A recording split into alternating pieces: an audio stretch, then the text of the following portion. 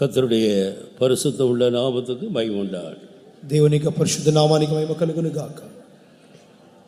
நம்முடைய தியானத்துக்காக நாம் எல்லாரும் நம்முடைய வேத புத்தகத்தை அப்போஸ்தலனாகிய பவுல் தெசலோனிக்கேயருக்கு எழுதின முதலாம் நிருபம் 4ஆம் அதிகாரம் 3வது வசனத்துக்கும் 7வது வசனத்துக்கு நேராக திருப்புவோம்.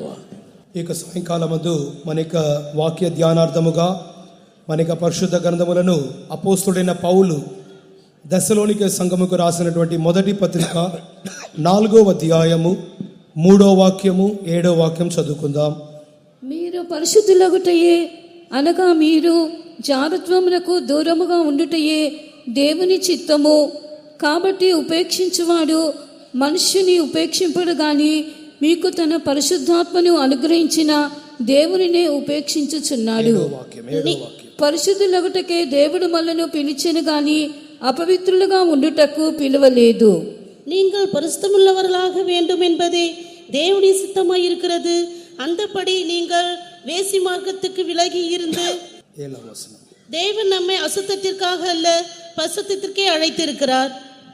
கர்த்தருக்கு ஸ்தோத்திரம். దేవునికి స్తోత్రం.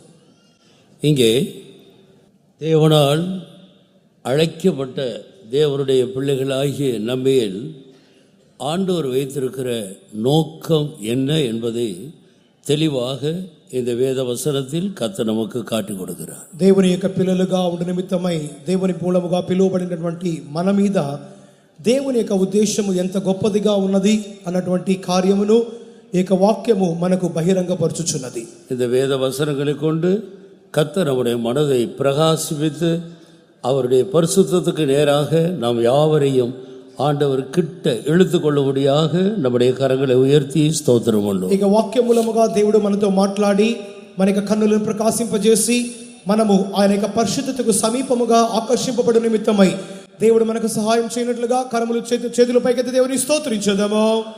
స్తోత్రం స్తోత్రం స్తోత్రం స్తోత్రం స్తోత్రం స్తోత్రం స్తోత్రం స్తోత్రం స్తోత్రం స్తోత్రం.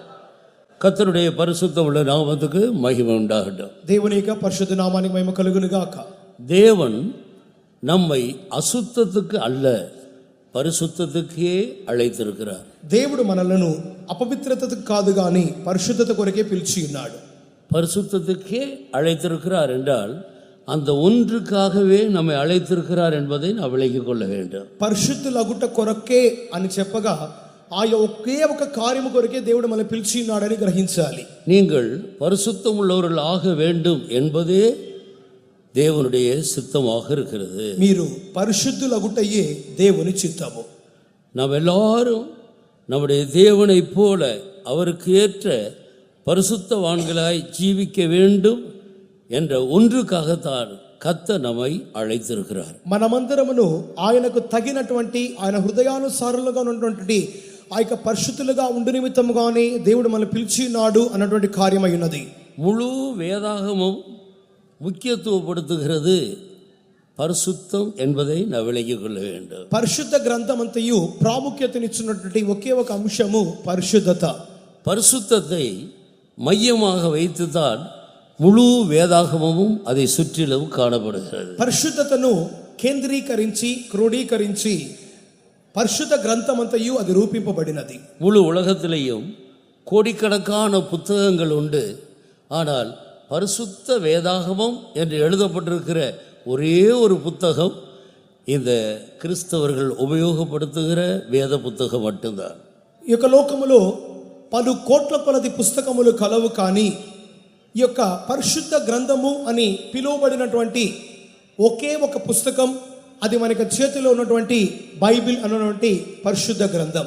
இதில் உள்ள ஒவ்வொரு எழுத்தும் ஒவ்வொரு மனிதனும் கிறிஸ்து இயேசுவுக்குள் தேறினவனாக மாறுவதற்காக அவருடைய பரிசுத்தத்துக்காகவே எழுதப்பட்டிருக்கிறது. ఈ యొక్క పరిశుద్ధ గ్రంథములోని ఒక్కొక్క అక్షరమున్నది ప్రతి మనుషుడు క్రీస్తు యేసునందు సంపూర్ణుడిగా మార్చబడు నిమిత్తముగానే అట్టి ఉద్దేశముతోనే రాయబడి ఉన్నవి. வேத வாக்கியங்கள் அனைத்தும் தேவனுடைய மனிதர்களை கொண்டு தேவ ஆவியினால் ஏவப்பட்டு தேவனுடைய மனிதர்கள் தேறினவர்களாய் இல்லாவிட்டால் பரிசுத்த தேவனுக்கு ஏற்றவர்களாக மாறுபடியாக கொடுக்கப்பட்டிருக்கிறது என்று வேதாகமம் தெளிவாக நமக்கு அறிவிக்கிறது. పరిశుద్ధ గ్రంథము చాలా తేటగా చెప్పుచున్న కార్యము ప్రతి లేఖనమునది దేవుని యొక్క జనుడు సన్నద్ధుడిగా మారి అతడు సంపూర్ణుడిగా మార్చబడు నిమిత్తమైన ఉద్దేశముగానే ఈ యొక్క వాక్యములన్నీ రాయబడి ఉన్నవని వాక్యం తేటగా చెప్పుచున్నది. நன்மையான எந்த ஈவும் பூரணமான எந்த வரமும் பரத்திலிருந்து சோதிகளின் பிதாவினிடத்திலிருந்தே இறங்கி வருகிறது. శ్రేష్టమైన ప్రతి ఈవియు సంపూర్ణమైన ప్రతి వరమును జ్యోతిర్మయుడగు తండ్రి యొద్ద నుండి దిగుచున్నది. நன்மை என்று சொல்லுகிற அனைத்தும் ఆండవరిడத்திலிருந்து தான் இறங்கி வருகிறது. మేలైన కార్యము లేక వరము అని చెప్పగా అది దేవుని యొద్ద నుండి మాత్రమే దిగుచున్నది. இந்த தேவன் எந்த அடிப்படையில் மனிதனுக்கு நன்மை செய்கிறார் என்பதை நாம் ஆழமாக சிந்திப்போமானால் பரிசுத்தத்தின் அடிப்படையில் தான் ஆண்டவர் சகல நன்மைகளையும் மனிதனுக்கு கொடுக்கிறார். దేనిని ఆధారం చేసుకొని దేవుడు మనుషునికి మేలు చేయుచున్నాడు అని మనం పరిశీలించినప్పుడు పరిశుద్ధత అనే ఒకే ఒక కార్యమును ఆధారం చేసుకొని మాత్రమే దేవుడు మానవునికి మేలు చేయువాడు, వరములు ఇచ్చువాడు. நாம் ஏன் பரிசுத்தமாய் வாழ வேண்டும்? మనం ఎందుకు పరిశుద్ధముగా జీవించాలి? ஒவ்வொரு மனிதனிடத்திலேயும் ஆண்டவர் ஏன் பரிசுத்தத்தை அவர் எதிர்பார்க்கிறார்? ఒక్కొక్క మనుషుని యొద్ద దేవుడు ఎందుకొరకు పరిశుద్ధతను ఎదురు చూచున్నాడు? நம்முடைய தேவனும் நம்முடைய இரட்சகருமாகிய நம்முடைய தேவன், மனிதனை சிருஷ்டித்த தேவன் பரிசுத்தராக இருக்கிறார். మన దేవుడును మన రక్షకుడును మనుషుని కలుగజేసిన యొక్క దేవుడు పరిశుద్ధుడై ఉన్నాడు. ஆனபடியினால் அவரால் சிருஷ்டிக்கப்பட்ட மனிதனும் கூட அவருக்கு ஏற்ற பரிசுத்தவனாய் ஜீவிக்க வேண்டும். కాన ఆయన మూలముగా కలుగజేయబడిన మనుష్యుడు కూడా ఆయనకు తగిన పరిశుద్ధునిగానే జీవించాలి. பழைய ஏற்பாட்டிலும் புதிய ஏற்பாட்டிலும் ஆண்டவர் மனிதனிடத்தில் எதிர்பார்க்கிறது பரிசுத்தம் என்பதுதான். పాత నిబంధన కాలములోను క్రొత్త నిబంధన కాలములోను దేవుడు మనుషుని యొద్ద ఎదురు చూసిన ఒకే ఒక కార్యం పరిశుద్ధత. ஏனென்றால் நம்முடைய தேவன் பரிசுத்தர். ఎందుకనగా మన దేవుడు పరిశుద్ధుడు. மனிதன் யுகாயுகமாக பரலோகத்தில் அவரோடு வாழும்படியாக சிருஷ்டிக்கப்பட்டார். మనుష్యుడు యుగాయుగములుగా దేవునితో పాటు జీవించు నిమిత్తముగానే కలుగ చేయబడిన వాడు. பிதாவே, நான் எங்கே இருக்கிறேனோ அங்கே நீர் எனக்கு தந்தவர்களும் இருக்க வேண்டும் என்று கர்த்தராகிய இயேசு ஜெபிக்கிறார். ప్రభువైన యేసుక్రీస్తు చేయుచున్న ప్రార్థనలో తండ్రి నేనుండు స్థలములో వీరును నాతో పాటు ఉండులాగునా అని ప్రార్థించుచున్నాడు. நம்முடைய தேவன் பரிசுத்தர். మన దేవుడు పరిశుద్ధుడు. லேவியராகமம் 19ஆம் அதிகாரம் 2வது வசனத்தை வாசியுங்கள். లేవి కాండము 19వ అధ్యాయము 2వ వాక్యం చదువుకుందాం. మీరు పరిశుద్ధులై ఉండవలెను, మీ దేవుడునైన యెహోవానకు నేను పరిశుద్ధుడనై ఉన్నాను. நீ இஸ்ரவேல் புத்திரரின் சபை அனைத்தோடும் சொல்ல வேண்டியது என்னவென்றால், உங்கள் தேவனும் கர்த்தருமாகிய நான் பரிசுத்தர், ஆகையால் நீங்களும் பரிசுத்தராயிருங்கள். முழு இஸ்ரவேலரை பார்த்து நீ சொல்ல வேண்டியது என்னவென்றால், உங்கள் தேவனும் உங்கள் இரட்சகரும் ஆகிய நான் பரிசுத்தர், ஆனபடியால் நீங்களும் எனக்கு ஏற்ற பரிசுத்தராய் இருங்கள். ఇశ్రాయేలీల సర్వ సమాజముతో నీవు చెప్పవలసిన మాట ఏమనగా, మీ దేవుడును మీ రక్షకుడైన నేను పరిశుద్ధుని కనుక మీరును పరిశుద్ధులై ఉండవలెను. லேவியராகமம் 20ஆம் அதிகாரம் 26வது వచనத்தை వాసియండి. లేవి కాండము 20:26 నుండి చదువుచున్నప్పుడు, మీరు నాకు పరిశుద్ధులై ఉండవలెను, యెహోవాను నేను పరిశుద్ధుడను, మీరు నా వారై ఉండునట్లు అన్యజనుల్లో నుండి మిమ్మును వేరుపరిచితిని. கர்த்தராகிய நான் பரிசுத்தராய் இருக்கிறபடினாலே நீங்களும் எனக்கேற்ற பரிசுத்தவான்களாய் இருப்பீர்களாக. நீங்கள் என்னுடையவர்களாய் இருக்கும்படிக்கு உங்களை மற்ற ஜனங்களை விட்டு பிரித்தெடுத்தேன். நீங்களும் எனக்கேற்ற பரிசுத்தராக இருக்கும்படி என்னுடையவர்களாக இருக்கும்படியாக மற்ற ஜனங்களை விட்டு நான் உங்களை பிரித்து எடுத்தேன் என்று ஆண்டவர் தெளிவாக சொல்லுகிறார். మీరును పరిశుద్ధులై ఉండులాగున లేక నా వారై ఉండులాగున మిమ్మును ఇతర అన్య జనులలో నుండి మిమ్మును వేరుపరిచితిని అని దేవుడు తేటగా చెప్పుచున్నాడు. ஆண்டவர் மற்ற எல்லா ஜனங்களின் மத்தியிலிருந்து நம்மை பிரித்தெடுத்ததற்கு ஒரே ஒரு நோக்கம். దేవుడు మనలను ఇతర సమస్త జనాంగం అంతటి మధ్యలో నుండి వేరుపరిచిన ఒకే ఒక ఉద్దేశము, நீங்கள் என்னுடையவர்களாக இருக்க வேண்டும், మీరు నా వారై ఉండాలి, எனக்குரியவர்களாக இருக்க வேண்டும். నాకు చెందిన వారిగా ఉండాలి. நான் பரிசுத்தர், నేను పరిశుద్ధుడను. நீங்கள் என்னுடையவர்களாக இருக்க வேண்டுமானால் நீங்களும் எனக்கேற்ற பரிசுத்தராக இருக்க வேண்டும். మీరు నా వారై ఉండవలెను అన్నట్లయితే నాకు తగిన పరిశుద్ధులుగా మీరు ఉండవలెను. பழைய ஏற்பாட்டு காலத்தில் இந்த இஸ்ரவேல் ஜனங்கள் தான் கர்த்தருடைய ஜனங்கள் என்று அழைக்கப்பட்டார். పాత నిబంధన కాలంలో ఇశ్రాయేలీలే దేవుని జనాంగముగా పిలువబడిరి. ஆண்டவர் ஆபிரகாமை சந்தித்து ஆபிரகாமின் மூலமாக இந்த இஸ்ரவேல் சந்ததியை கொண்டு வருகிறார். దేవుడు అబ్రహామును సంధించి అబ్రహాం మూలముగా ఇశ్రాయేలు జనములను తన కొరకు ఆయన వేరు చేసుకుని ఉన్నాడు. அதுவரையும் தன்னுடைய ஜனங்கள் என்று சொல்லுவதற்கு ஆண்டவருக்கு ஒரு கூட்ட ஜனங்கள் இல்லாமல் இருந்தது. అంతవరకు తన వారు తన జనులను చెప్పుకొని నిమిత్తముగా ఒక జన సమూహము వారు దేవునికి లేకుండా ఉండేను. ஆபிரகாமின் மூலமாக இந்த இஸ்ரவேல் ஜனத்தை ஆண்டவர் இந்த ஜாதியை கொண்டு வருகிறார். అబ్రహాం మూలముగా దేవుడు ఇశ్రాయేలీలు అన్నటువంటి ఒక జనమును దేవుడు తన కొరకు వేరు చేసి ఉన్నాడు. அவர்கள் கை கொள்ள வேண்டிய கட்டளைகள் பிரமாணங்கள் எல்லாவற்றையும் ஆண்டவர் அவர்களுக்கு எழுதி கொடுத்தார். వారు గైకొనవలసిన ప్రమాణములను విధులను కట్టడలను వారికి ఇచ్చి ఉన్నాడు. அவர்கள் தனக்கு ஏற்றவர்களாக நடக்க வேண்டும் என்பதற்காக ஆண்டவர் அவர்களுக்கு கற்பனைகள் மேல் கற்பனையும் கற்பனையின் மேல் கற்பனையும் பிரமாணத்தின் மேல் பிரமாணமும் பிரமாணத்தின் மேல் பிரமாணமுமாக அவர்களுக்கு ஆண்டவர் கொடுக்கிறார். ఆ యొక్క జనులు తన యొక్క హృదయముకు తగిన రీతిగా తన వారుగా నడుచుకొనవలనని ఆజ్ఞ వెంబడి ఆజ్ఞయు సూత్రము వెంబడి సూత్రమును ఆయన ఇచ్చినను. அந்த ஜனங்களோ அவருடைய கற்பனையை கைக்கொண்டு நடந்த வரைக்கும் கர்த்தரால் ஆசீர்வதிக்கப்பட்டு அவர்கள் எல்லா ஜனத்தின் நடுவில் எல்லாருக்கும் மத்தியிலே மேன்மையாக உயர்த்தப்பட்டார்கள். ఆ యొక్క జనాంగమైన వారు దేవునికి ఆజ్ఞలు గైకొన్నంత వరకు దేవునికి జనాంగముగా వారు మార్చబడి దేవుని మూలముగా వారు ఉన్నతులుగా హెచ్చైన వారిగా మార్చబడిరి.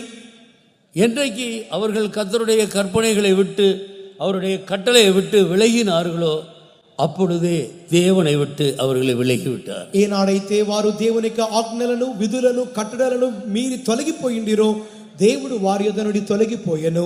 தேவன் அவர்களை தள்ளிவிட்டார். దేవుడు వారిని త్రోసివేసెను. அவர்கள் தள்ளுபடியான வெள்ளி என்று அழைக்கப்பட்டார். వారు త్రోసివేయబడిన నిరాకరింపబడిన వెండి అని చెప్పబడిరి. அவர்களுடைய ஜீவியத்திலே பரிசுத்த தேவனுக்கு விரோதமான பரிசுத்த குலைச்சலான எத்தனையோ காரியங்கள் நடந்துவிட்டது. వారి యొక్క జీవితంలో పరిశుద్ధ దేవునికి విరోధమైనటువంటి పరిశుద్ధతను చెడగొట్టుకొచ్చున్నటువంటి అపవిత్రమైన అనేక కార్యములు కనబడెను. இந்த இஸ்ரவேல் ஜனங்களை நான் வேதத்தில் 12 கோத்திரங்களாக காண்கிறோம். ఇశ్రాయేలీలను మనము పరిశుద్ధ గ్రంథములో 12 గోత్రములుగా చూస్తున్నాం. ஆபிரகாம் ஈசாக்கை பெற்றார், అబ్రహాము ఇస్సాకును కనెను, ஈசாக்கு யாக்கோபை பெற்றார், ఇస్సాకు యాకోబును కనెను, யாக்கோபு 12 குமாரர்களையும் ஒரு குமாரத்தியையும் பெற்றார். యాకోబు 12 కుమారులను ఒక కుమార్తెను కనెను.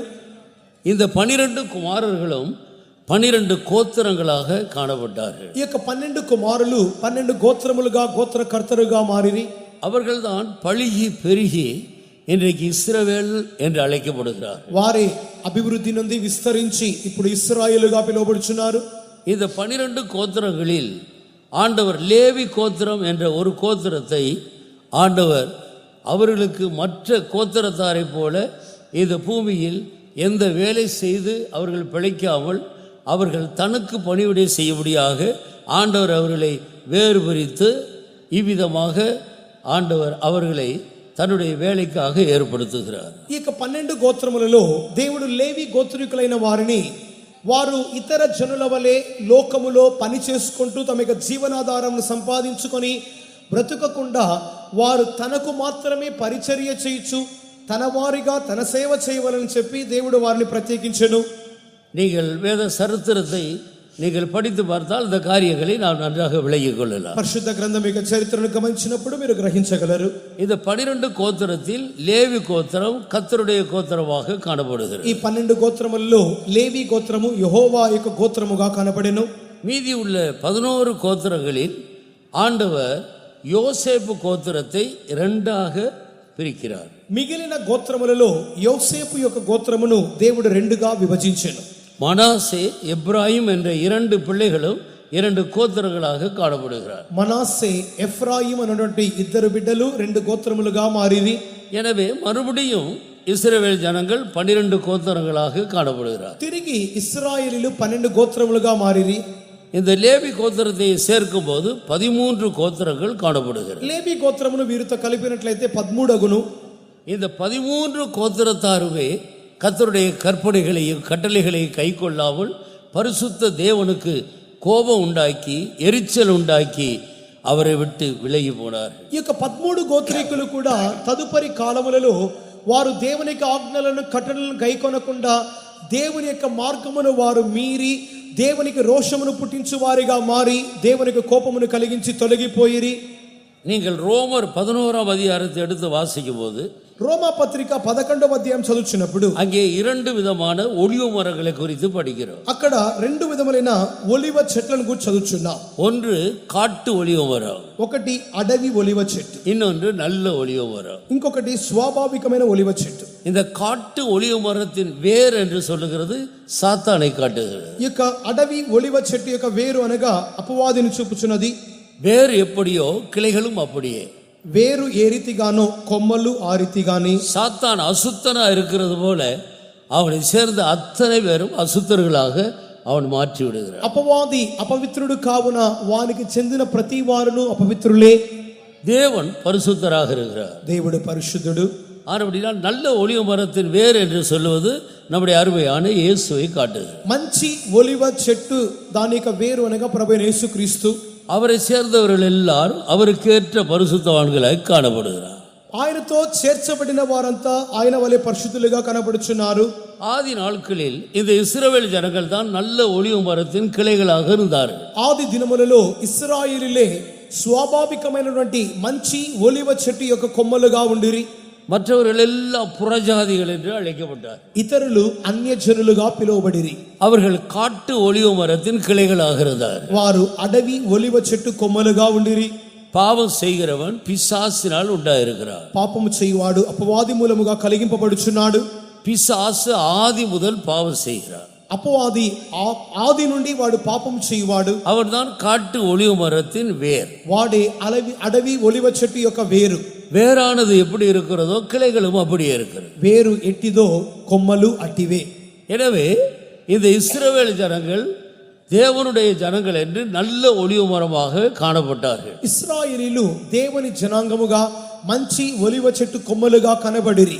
அவர்கள் கர்த்தருடைய கற்பனைகளை விட்டு விலகின போது தேவன் அவர்களை வெட்டி போட்டார் என்றுதான் நாம் ரோமர் 11ஆம் அதிகாரத்தில் படிக்கிறோம். రోమపత్రిక 11వ అధ్యాయములో వారు ఎప్పుడైతే దేవునికి ఆజ్ఞలను అతిక్రమించిరో దేవుడు వారిని ఆ చోట నుండి నరికి వేసుని చదువుచున్నాం.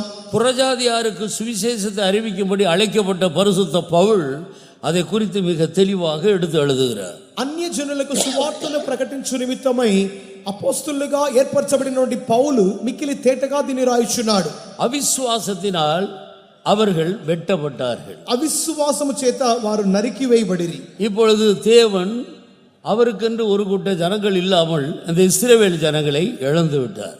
వారి యొక్క ఇప్పుడైతే దేవుడు తనకంటూ ఒక గొప్ప జనాంగము లేని వారిగా కనపడుచున్నాడు. இப்போது ஆண்டவருடைய கவனம் முழு உலகத்தின் பக்கம் திருப்பப்படுகிறது. ఇప్పుడైతే దేవుని యొక్క శ్రద్ధ మిగిలిన లోకమంతా తిప్పబడుచున్నది. முழு உலகத்தாருடைய பாவங்களையும் சுமந்து தீர்த்த கர்த்தராகிய இயேசுவை யாரெல்லாம் விசுவாசிக்கிறார்களோ அத்தனை பேரும் விசுவாசத்தினாலே இந்த நல்ல ஒலிவ மரத்திலிருந்து வெட்டப்பட்ட அந்த கிளைகள் இருக்கிற இடத்துல ஒட்ட வைக்கப்படும்படி கர்த்தர் அவர்களை அழைக்கிறார். సర్వలోక పాప భారమును మోసుకొని పోవచ్చున్న దేవుని గొర్రెపిల్ల అని చెప్పి ఎవరైతే యేసుక్రీస్తును విశ్వాసించుచున్నారో అట్టి వారు ఆ యొక్క విశ్వాసముతో ఈ యొక్క నరికి వేయబడినటువంటి ఈ కొమ్మల స్థానములో వారు ఆ యొక్క కొమ్మలుగా అతికింపబడుచున్నారు. நான் முன்பு சொன்னது போல அந்த இஸ்ரவேல் கோத்திரம் என்று காணப்பட்ட 13 கோத்திரங்களுமே கர்த்தரை விட்டு விலகிவிட்டார். నేను ముందు చెప్పినానే ఆ యొక్క దేవుని గోత్రములని ఆ యొక్క ఇశ్రాయేలీక 13 గోత్రములు వారు దేవుని ఎదుట తొలగిపోయి ఉన్నారు. இப்பொழுது இயேசு கிறிஸ்துவின் மூலமாக இந்த 14வது கோத்திரத்தை ஆண்டவர் எழுப்புகிறார். ఇప్పుడైతే యేసుక్రీస్తు మూలముగా ఈ 14వ గోత్రమును దేవుడు లేపుచున్నాడు. யாரெல்லாம் கர்த்தராகிய இயேசுவை விசுவாசிக்கிறார்களோ அவர்கள் என்ன புறஜாதியா இருந்தாலும் எவ்வளவு மோசமான பாவிகளா இருந்தாலும் விசுவாசத்தினாலே அவர்கள் கிறிஸ்து இயேசுவின் மூலம் அங்கீகரிக்கப்படுகிறார். ఎవరైతే ప్రభువైన యేసుక్రీస్తు యందు విశ్వాసము చూచున్నారో వారు ఎట్టి పాపులైనప్పటికీ ఎట్టి దుర్మార్గమైన కార్యములు చేసి వారైనప్పటికీ ఎట్టి అన్యజనులైనప్పటికీ వారు యేసుక్రీస్తు మూలముగా అంగీకరింపబడుచున్నారు. புறஜாதியாராகிய நமக்கு கர்த்தருடைய கண்களிலே கிருபை இரக்கம் கிடைத்தது. అన్యజనులమైన మనకు దేవుని దృష్టిలో కృప కనికరము దొరికెను. அருமையான இயேசுவின் மூலமாய் நாம் இரக்கம் பெற்ற தேவ ஜனமாக இருக்கிறோம். ప్రియమైన యేసు మూలముగా మనం కనికరం పొందిన జనముగా మార్చబడుచున్నాం. நமக்காக கொடுக்கப்பட்ட இந்த அருமையான இயேசுவுக்காக நம்முடைய கரங்களை உயர்த்தி கொஞ்ச நேரம் நன்றியுள்ள இருதயத்தோடு தேவனை நாம் ஸ்தோத்திரிப்போமாக. ఈ విధముగా మన కొరకు అనుగ్రహింపబడినటువంటి మిక్కిలి అమూల్యమైన ప్రియమైన యేసయ్య కొరకు దేవుని కొద్దిసేపు కృతజ్ఞత హృదయంతో చేతుల పైకెత్తి స్తోత్రం చేస్తూ தேவன் தம்முடைய ஒரே பேரான குமாரனை விசுவாசிக்கிறவன் எவனோ తన ద్వితీయ కుమారుని విశ్వాసము చూవాడు ఎవడో அவன் கெட்டு போகாமல் நித்திய ஜீவனை அடையும்படிக்கு அவரை தந்தருளி இவ்வளவாய் உலகத்தில் அன்பு கூர்ந்தார். వాడు రసిప్పగా నిత్య జీవం పొందినట్లుగా ఆయనను అనుగ్రహించి దేవుడు లోకమును ఎంతగానో ప్రేమించెను. இன்றைக்கு முழு உலகத்தில் உள்ள யாராயிருந்தாலும் கர்த்தராகிய இயேசுவை நோக்கி பார்க்கும் போது அவரை விசுவாசிக்கும் போது அவர் கல்வாரியில் செய்து முடித்த கிரியைகளை எனக்காகவே செய்து முடித்தார் என்று விசுவாசிக்கும் போது இலவசமாய் ரட்சிக்கப்படுகிறார். ఈ రాత్రి కాలమందు ఎవరైనప్పటికీ ప్రభువైన యేసుక్రీస్తు యందు తేరి చూచిన వారు ఆయన నామిత్తముగానే కలువారి శిలువలో మరణించి ఉన్నాడని విశ్వసించుచున్న ప్రతి వారు ఎవరైనప్పటికీ వారు ఈ రాత్రి కాలములో రక్షణ పొందుదురు. நமக்காக இலவசமாய் கொடுக்கப்பட்ட அருமையான இயேசுவுக்காக நாம் ஸ்தோத்திரம் பண்ணுவோம். మన కొరకు ఉచితముగా అనుగ్రహింపబడిన ప్రభువైన యేసుక్రీస్తు నిమిత్తమై చేతులపైకెత్తి స్తోత్రించెదము. ஸ்தோத்திரம் ஸ்தோத்திரம் ஸ்தோத்திரம் ஸ்தோத்திரம் ஸ்தோத்திரம் ஸ்தோத்திரம் ஸ்தோத்திரம் ஸ்தோத்திரம் ஸ்தோத்திரம் ஸ்தோத்திரம் ஸ்தோத்திரம். கர்த்தருடைய பரிசுத்தமுள்ள நாமத்துக்கு மகிமை உண்டாகட்டும். దేవుని యొక్క పరిశుద్ధ నామమునకు మహిమ కలుగును గాక. தேவன் திருத்துவராக இருக்கிறது போல மனிதனையும் திருத்துவம் உள்ளவனாக சிருஷ்டித்தார். దేవుడు త్రిత్వమైనందువలన సృష్టించిన మనుషుని కూడా త్రిత్వముగానే సృష్టించి ఉన్నాడు. ஒரே தேவன் மனித நிமித்தம் அவர் திருத்துவரானார். ఒకే దేవుడు మనుషుని నిమిత్తమై త్రిత్వమాయను. பிதா குமாரன் பரிசுத்த ஆவி என்பது போல மனிதனையும் ஆவி ஆத்மா சரீரம் என்ற திருத்துவம் உள்ளவனாக சிருஷ்டித்தார். తండ్రి కుమారుడు పరిశుద్ధాత్మ అని చెప్పినటువంటి త్రిత్వములోని మూడు వ్యక్తిత్వముల వలె మనుషుని కూడా ప్రాణము ఆత్మ శరీరముగా సృష్టించి ఉన్నాడు. உங்கள் தேவனும் உங்கள் இரட்சகருமாகிய நான் பரிசுத்தர். మీ దేవుడును మీ రక్షకుడైన నేను పరిశుద్ధుడను. அவருடைய வார்த்தை மாமிசமாகி இயேசு என்னும் நாமத்தில் மனிதர்கள் மத்தியிலே வந்து உலாவிக் கொண்டிருந்தார். ఆయన వాక్కు శరీరాకారమును ధరించి మనుషునిగా మన మధ్యలో సంచరించెను. எலிசபெத் மரியாளை வாழ்த்தும் போது தூதன் மரியாளை வாழ்த்தும் போது உன்னிடத்தில் உற்பத்தியாயிருக்கிறது பரிசுத்தம் உள்ளது என்று சொன்னார். ఆ యొక్క దూత మరియకు శుభములు తెలియజేసినప్పుడు నీ యందు ఉద్భవించినది పరిశుద్ధమైనది. கர்த்தராகிய இயேசு கிறிஸ்து பரிசுத்தம் உள்ளவர். పరిశుద్ధ ప్రభువైన యేసుక్రీస్తు పరిశుద్ధుడు. அவர் பரிசுத்தர். ఆయన పరిశుద్ధుడు. அவர் இந்த பூமியிலே தன்னுடைய கிரியைகளை செய்து முடித்துவிட்டு அவர் பரலோகத்துக்கு போனார். ఆయన తన యొక్క క్రియలను భూమి మీద చేసి ఆయన పరలోకముకు వెళ్ళిపోయాను. நான் போய் உங்களுக்கு வேறொரு தேற்றரவாளனை அனுப்புவேன் என்று சொல்லி அவர் பரிசுத்த ஆவியானவரை அனுப்பி கொடுத்தார். నేను మీ కొరకు వెళ్ళి వేరొక ఆదరణకర్త అయిన పరిశుద్ధాత్మని పంపుదునని చెప్పి ఆయన పరిశుద్ధాత్మని పంపియుండెను. பரிசுத்த ஆவி உங்களிடத்தில் வரும்போது நீங்கள் பலனடைவீர்கள். పరిశుద్ధాత్మ మీ మీదికి వచ్చినప్పుడు మీరు బలం పొందుదురు. எனவே தேவன் பரிசுத்தர். కావున దేవుడు పరిశుద్ధుడు, இயேசு கிறிஸ்து பரிசுத்தர், యేసు పరిశుద్ధుడు, பரிசுத்த ஆவியானவர் பரிசுத்தர். పరిశుద్ధాత్ముడును పరిశుద్ధుడు. எனவே தேவன் முழுவதும் பரிசுத்தத்தில் தான் விளம்புகிறார். కావున దేవుడు తన యొక్క సర్వమంతటిని పరిశుద్ధతలోనే బయలుపరుచుచున్నాడు. ஆனபடியால் மனிதன் தன்னை போல ஆவியிலையும் ஆத்மாவிலையும் சரீரத்திலையும் அவனும் பரிசுத்தமுள்ளவனாய் காணப்பட வேண்டும் என்பதே மனிதனிடத்தில் தேவன் எதிர்பார்க்கிற ஒன்றாக இருக்கிறது. దేవుడు కూడా ఆ యొక్క వ్యక్తి తన యొక్క ప్రాణములోను ఆత్మలోను శరీరములోను పరిశుద్ధుడుగా ఉండవలనని చెప్పి మానవుని గురించిన ఉద్దేశం కలిగి ఉన్నాడు. கர்த்தராகிய இயேசு இந்த பூமியில் ஊழியம் செய்து கொண்டிருந்த நாட்களில் ప్రభు యేసుక్రీస్తు యొక్క భూమి మీద సేవ చేయుచున్న దినములలో தாய் தகப்பன் இல்லாத மார்த்தாள் மரியாள் லாசரு வீட்டுக்கு அவர் அடிக்கடி அந்த பக்கம் போகும் பொழுதெல்லாம் போய் அவர்களை அந்த திக்கற்ற பிள்ளைகளை விசாரித்து வந்தார். తల్లిదండ్రులు లేనటువంటి మార్తా మరియా లాజరు అన్నటువంటి ఆ యొక్క తోబుట్టువుల ఇంటికి ఆయన వారు అనాథలుగా ఉన్నందువలన ఆ యొక్క మార్గము గుండా వెళ్ళొచ్చినప్పుడెల్లా వారితో మాట్లాడి వారిని పరామర్శించేవాడు. ஒரு சந்தர்ப்பத்தில் ஆண்டவர் மார்த்தாளோடு இவ்விதமாய் பேசுகிறார். ఒక సందర్భంలో మార్తతో ప్రభు ఈ రీతిగా మాట్లాడుచున్నాడు. மார்த்தாளே, நீ அநேக காரியங்களை குறித்து கவலைப்பட்டு கலங்குகிறாய். మార్తా నీవు పలు కార్యముల మూలముగా కలతను చింతించుచున్నావు. ஆனால் தேவையானது ஒன்றே ஒன்று. కానీ అవసరమైనది ఒకటే. ஒரு மனிதனுக்கு தேவையானது ஒன்றே ஒன்று. ఒక మనుషునికి కావాల్సింది ఒకటే. மரியாள் தன்னை விட்டு எடுபடாத நல்ல பங்கை தெரிந்து கொண்டார். మరియా తనను విడిచిపెట్టండి మంచి భాగమును ఎన్నుకొనెను. அந்த நல்ல பங்குதான் பரிசுத்த பிள்ளையாகிய கர்த்தராகிய இயேசுவாக இருக்கு. ఆ యొక్క మంచి భాగమే పరిశుద్ధ బిడ్డైనటువంటి ప్రభువైన యేసుక్రీస్తు. தேவையானது ஒன்று என்று சொன்னால் அது தேவனுடைய பரிசுத்தத்தை தான் அந்த இடத்துல குறிப்பிடுகிறது. అవసరమైనది ఒకటి అనగా అది ప్రభువైన యేసుక్రీస్తును చూపుచున్నది. நம்ம எல்லாருக்கும் இந்த பூமியில அநேக தேவைகள் ஏற்படுகிறது. ఇక భూమి మీద మన ప్రతి ఒక్కొక్కరికి అనేక అవసరములు కలుగుచున్నవి. ஆண்டவர் இந்த இடத்தில் தேவையானது ஒன்று என்று குறிப்பிடுவதனுடைய அவசியம் என்ன? ఇక్కడ ప్రభువైన యేసుక్రీస్తు అవసరమైనది ఒకటే అని చెప్పవలసిన అవసరం ఏమి? இந்த ஒன்றை அடிப்படையாக வைத்துத்தான் மற்ற எல்லா நன்மைகளையும் ஆண்டவர் மனிதனுக்கு கொடுக்க விரும்புகிறார் என்பதை நாம் விளங்கிக் கொள்ள வேண்டும். ఈ శ్రేష్టమైన ఆ ఒక్క దానిని ఆధారం చేసుకొని మానవునికి సమస్త మేలులు దయచేయుచున్నాడని మనం జ్ఞాపకం చేసుకోవాలి. எல்லா நன்மைகளும் தேவனிடத்திலிருந்து தான் இறங்கி வருகிறது. సమస్త మేలులు దేవుని యొద్ద నుండి దిగుచున్నవి. ஆனால் தேவன் விரும்புகிற காரியம் மனிதனிடத்தில் எதிர்பார்க்கிறது பரிசுத்தம். కానీ దేవుడు కోరుచున్నది మనుషుని ఎదురు చూస్తున్నది పరిశుద్ధత. எந்த மனிதன் பரிசுத்தத்துக்கு முக்கியத்துவம் கொடுத்து அந்த அடிப்படையில் முன்னேறுகிறானோ, தேவனிடத்தில் கிட்ட சேருகிறானோ, அதை அடிப்படையாக வைத்து எல்லா நன்மைகளையும் ஆண்டவர் மனிதனுக்கு கொடுத்து கொண்டே இருக்கிறார். ఏ మనుషుడైతే పరిశుద్ధతకు ప్రాముఖ్యతనిచ్చి దానిని వెదుకుచు దేవునికి సమీపస్తుడిగా మారుచున్నాడో దానిని ఆధారం చేసుకొని మానవునికి సమస్త మేలులు ఇవ్వబడుచున్నవి. கர்த்தராகிய இயேசு இந்த பூமியில் ஊழியம் செய்து கொண்டிருந்த போது ప్రభువైన యేసుక్రీస్తుకు భూమి మీద సేవ చేయుచున్న దినములలో தம்மை சுற்றி நின்ற திரளான ஜனங்களை பார்த்து இவ்விதமாக சொன்னார். తన చుట్టూ ఉన్నటువంటి విస్తారమైన జనం చూసి ఈ రీతిగా చెప్పిండెను. அங்கே அவருடைய சீசர்களும் இருந்தார்கள். అక్కడ ఆయన శిష్యులు ఉండిరి. எண்ணத்தை உண்போம் என்று கவலைப்படாதீர்கள், ఏమి తిందుమా అని కలవరపడకుడి.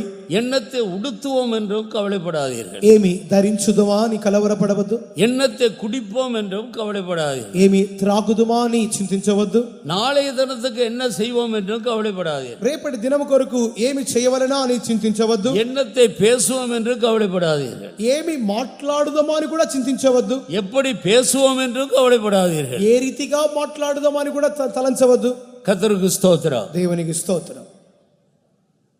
இவையெல்லாம் உங்களுக்கு தேவை என்று ஆண்டவர் அறிந்திருக்கிறார். ఇవన్నీ మీకు కావాలని మీ దేవుడు ఎరిగి ఉన్నాడు. ஆனால் முதலாவது நீ தேவனுடைய ராஜ்யத்தையும் அவருடைய நீதியையும் தேடு. కానీ మొదటిదిగా నీవు దేవుని రాజ్యమును ఆయన నీతిని వెదుకుము.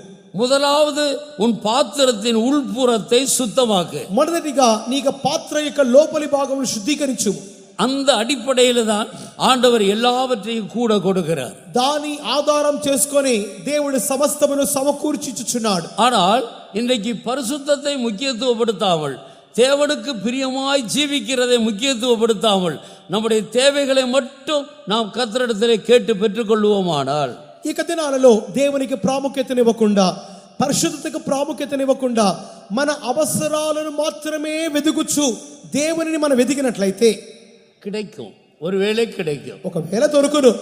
ஆனால் 1 கொரிந்தியர் 15ஆம் அதிகாரம் 19வது வசனத்தை நான் வாசிக்கும் பொழுது, 1 కొరింథీయులు 15:19 నందు இம்மைக்காக மாத்திரம் நீங்கள் கிறிஸ்துவின் மேல் நம்பிக்கையுள்ளவர்களாக இருந்தால், ఈ జీవిత కాలం మట్టుకే మనం క్రీస్తు యందు నిరీక్షించు వారమైతే உன்னுடைய முடிவு மற்ற எல்லாருடைய முடிவை பார்க்கிலும் பரிதாபமாக இருக்கு. నీ ముగింపు ఇతరుల మనుషులందరి ముగింపు కంటే దౌర్భాగ్యముగా మారును. இம்மைக்காக இந்த பூமிக்குரிய வாழ்க்கைக்கு தேவையானவைகளுக்காக மட்டும் நீ கிறிஸ்துவை நம்பி அவரை சார்ந்து ஜீவிப்பாயானால் அது கிடைக்கும்.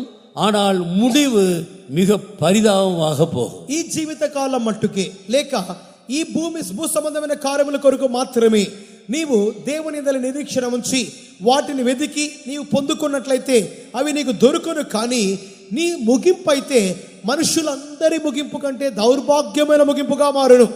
நன்றாக சாப்பிட வேண்டும், బాగా తినాలి, நன்றாக குடிக்க வேண்டும், బాగా తాగాలి, நன்றாக உடுத்த வேண்டும், బాగా ధరించుకోవాలి, நல்ல வீடு வேண்டும், మంచి ఇల్లు కావాలి, பிள்ளைகள் நன்றாக படிக்க வேண்டும், పిల్లలు బాగా చదవాలి, பிள்ளைகளுக்கு நல்ல வேலை கிடைக்க வேண்டும், పిల్లలకు మంచి ఉద్యోగం కావాలి, பிள்ளைகளுக்கு நல்ல திருமணம் கிடைக்க வேண்டும், పిల్లలకు మంచి పెళ్లి కావాలి, பிள்ளைகள் வெளிநாடு போக வேண்டும், పిల్లలు పాశ్చాత్య దేశానికి వెళ్ళాలి. எல்லா விதத்திலையும் நாங்கள் நன்றாக இருக்க வேண்டும். అన్ని రీతులుగా మేము బాగా ఉండాలి. அதற்காக உபவாசம் எடுப்பது, ஜெபிப்பது, பார்க்கிற எல்லாரையும் அதற்காக ஜெபியுங்கள் என்று சொல்லுவது எல்லாம் நல்லதுதான். ஆனால் இதற்காக மட்டும் நீ இயேசுவை தேடுவாயானால் உன்னுடைய ஓட்டம் முடியும் போது உன்னுடைய முடிவு எல்லாருடைய பாவிகள், துன்மார்க்கர் எல்லாருடைய முடிவை பார்க்கிலும் மோசமான ஒரு முடிவாக மாறும். ఇందు కొరకు మాత్రమే ఉపవాసం ఉండి, ఇందు కొరకు మాత్రమే ప్రార్థించి కనబడే ప్రతి పాస్టర్ దగ్గరికి వెళ్ళి పాస్టర్ గారు ఈ కార్యాల కొరకు మాత్రమే ప్రార్థించండి అని చెప్పినట్లయితే అవి దేవుడు ఇచ్చును. కానీ మన యొక్క ముగింపు దశలో, మన యొక్క పరుగును ముగించే సందర్భములో ప్రతి వారి ముగింపు కంటే మన ముగింపు దౌర్భాగ్యముగా మారిపోతుంది. இன்றைக்கு பெந்தகோஸ்த கிறிஸ்துவ ஜனங்கள் கூட கர்த்தர் எதற்காக நம்மை அழைத்திருக்கிறார் என்பதை விளங்கி கொள்ளாமல் உலக ஜனங்களைப் போல విశ్వాసத்தை విட்டு విలగి పోయి కొண்டிருக்கிற ஒரு కాలం. ఈ దినాలలో పెంతెకోస్తు క్రైస్తవ జనాంగము కూడా దేవుడు వారిని ఎందుకొరకు పిలిచి ఉన్నాడనే కార్యమును కూడా వారు గ్రహించని వారుగా మారిపోయి కొద్ది కొద్దిగా దేవుని విలిచి తొలగిపోచున్నారు. தேவனுடைய ஊழியர்களையும் கூட, தெரிந்து கொள்ளப்பட்டவர்களையும் கூட சாத்தான் வஞ்சித்து கொண்டிருக்கிற காலம். దేవుని మూలముగా ఏర్పరచబడినటువంటి దైవ సేవకులైన వారిని కూడా అపవాది మోసగించు కాలం. ஆனபடியால் தேவன் மனிதனிடத்தில் எதிர்பார்க்கிறது அவன் தன்னை போல ஒரு பரிசுத்தவானாய் மாற வேண்டும். దేవుడు మనుషుని యొద్ద ఎదురు చూస్తున్న ఒకే ఒక కార్యము, ఆ మనుషుడు తన వలె పరిశుద్ధునిగా మారాలి. பாத்திரத்தின் உள்புறத்தை முதலாவது சுத்தமாக்கு. నీ పాత్ర యొక్క లోపలి భాగమును మొదటిగా శుద్ధి చేయుము.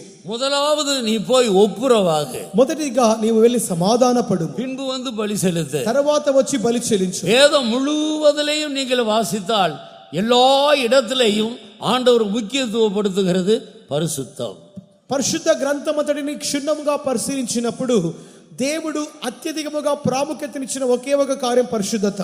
நாமும் அதற்கு முக்கியத்துவம் கொடுத்து அந்த அடிப்படையில் ஆண்டவரிடத்தில் அனுதினமும் நாம் நெருங்கும் போது சகல ஆசீர்வாதங்களாலும் நம்மை நிரப்புகிறார். మనము కూడా దానికి ప్రాముఖ్యతనిచ్చి దేవునికి మిక్కిలి సమీపస్తులుగా మార్చబడినప్పుడు దేవుడు ఇతర సమస్త ఆశీర్వాదములు మనకు దయచేయును. பரிசுத்தம் மூன்று விதத்தில் மனிதனுக்கு கொடுக்கப்படுகிறது. మూడు విధములుగా పరిశుద్ధత మనుషునికి ఇవ్వబడుచున్నది. ஒன்று, இயேசு கிறிஸ்துவின் இரத்தத்தின் மூலம் பரிசுத்தம் உண்டாகும். మొదటిగా యేసు రక్తం మూలముగా, இரண்டாவது அவருடைய வசனத்தின் மூலமாக, రెండవదిగా ఆయన వాక్య మూలముగా, மூன்றாவது பரிசுத்த ஆவியானவர் மூலமாக. మూడవదిగా పరిశుద్ధాత్మ మూలముగా. இந்த மூன்று விதத்தில் அல்லாமல் வேறு எந்த விதத்திலையும் மனிதனுக்குள் எவ்வளவேனு பரிசுத்தத்தை அவன் உண்டாக்கி கொள்ள வழியே இல்லை. ఈ మూడు విధములుగానే తప్ప మరి ఏ ఇతరత్ర మనుషుడు తనకంటూ పరిశుద్ధతను పొందుకొనలేడు. நாம் இந்த பூமியில் மட்டும் நன்றாயிருந்தால் போதாது. ఈ భూమి మీద మాత్రమే, భూమి అంతకు మట్టుకే మనము మంచిగా ఉంటే చాలదు. இந்த பூமி அக்கினிக்கு இரையாக வைக்கப்பட்டிருக்கிறது. ఈ భూమి అగ్ని కొరకు ఉంచబడినది. பூர்வ காலம் என்று அழைக்கப்படுகிற நோவா காலத்தில் இருந்த முழு సకల జీవరాశిகளும் జలத்தினால் అழிக்கப்பட்டது. పూర్వకాలం అని చెప్పబడుచున్నటువంటి నోవాహు దినములలో భూమి అంతయు జలప్రలయంతో నశింపబడినది. அதற்கு காரணம் அன்றைக்கு இருந்த மனிதர்களுடைய பாவம். కారణం ఆ దినముల్లోని మనుషుల పాపం. அதை நீங்கள் ஆதியாகமம் 6, 7, 8 அதிகாரங்களில் வாசித்தால் விளங்கிக் கொள்ளலாம். ఆది కాండము 6వ అధ్యాయము 7, 8 వాక్యం చదువుకోలేం. முழு உலகத்தில் நோவாவின் குடும்பத்தை சேர்ந்த 8 பேரை தவிர முழு உலகத்தில் உள்ள சகல மனிதர்களும் ஜலத்தினாலே அழிக்கப்பட்டார். నోవాహు యొక్క కుటుంబమే తప్ప ఆ దినముల్లోని భూమి మీద ఉన్న సమస్త జనాంగము జలప్రలయంతో నశింపబడిరి. அதுதான் பூர்வ காலம் என்று அழைக்கப்படுகிறது. అదే పూర్వ కాలం అని చెప్పబడుచున్నది. அதே போல சோதோம் குமரா பட்டணத்தாரை குறித்து நாம் படிக்கிறோம். லோத்து காலத்தில் நடந்தது போல மனுஷகுமாரன் ஒரு காலத்திலேயும் நடக்கும். అదే రీతిగా సొదొమ గొమొర్రా గురించి వేదములు పరిశుద్ధంగా చెప్పబడుచున్నప్పుడు లోతు దినముల్లో జరిగినది గాని మనుష్య కుమారుడు వచ్చు దినములో కూడా జరుగును చెప్పబడుచున్నది. அந்த பட்டணங்கள் அழிக்கப்பட காரணம் என்ன? ఆ పట్టణములు నశింపబడ్డ కారణమేమి? அந்த பட்டணத்தில் ஆண்டவருக்கு பயந்து நீதிமான்களாய் ஜீவித்த லோத்தனுடைய மனைவி 2 பிள்ளைகளை தவிர மற்ற அனைவரும் అగ్నిயினால் అழிக்கப்பட்டார். ఆ యొక్క దినముల్లో లోతు యొక్క భార్య 2 పిల్లలు వారు మాత్రమే తప్ప ఇతరులందరూ అగ్నితో నశింప చేయబడిరి. இது கிறிஸ்தவர்களுடைய కట్టుకథ அல்ல, இது வேதத்தில் எழுதப்பட்டிருக்கிற பொய்யான ஒரு காரியம் அல்ல. நீங்க உலக சரித்திரத்தை படித்து பாருங்கள். ఇది క్రైస్తవుల కట్టుకథ కాదు, లేక బైబిల్లోని చరిత్ర కాదు, గాని లోకములో చెప్పబడుచున్నటువంటి యథార్థమైన సంఘముగానే కనపడుచున్నది. அந்த சோதோம் குமோரா பட்டணம் இன்றைக்கு இருக்கிறது. ఆ యొక్క సొదొమ గొమొర్రా పట్టణం ఈ రోజు కూడా ఉన్నది. சாரித்து பாருங்கள், విచారించండి. நோவா காலத்தில் நோவாவையும் குடும்பத்தை சேர்ந்த 8 பேரையும் பாதுகாத்த அந்த பேழை இருக்கிறது.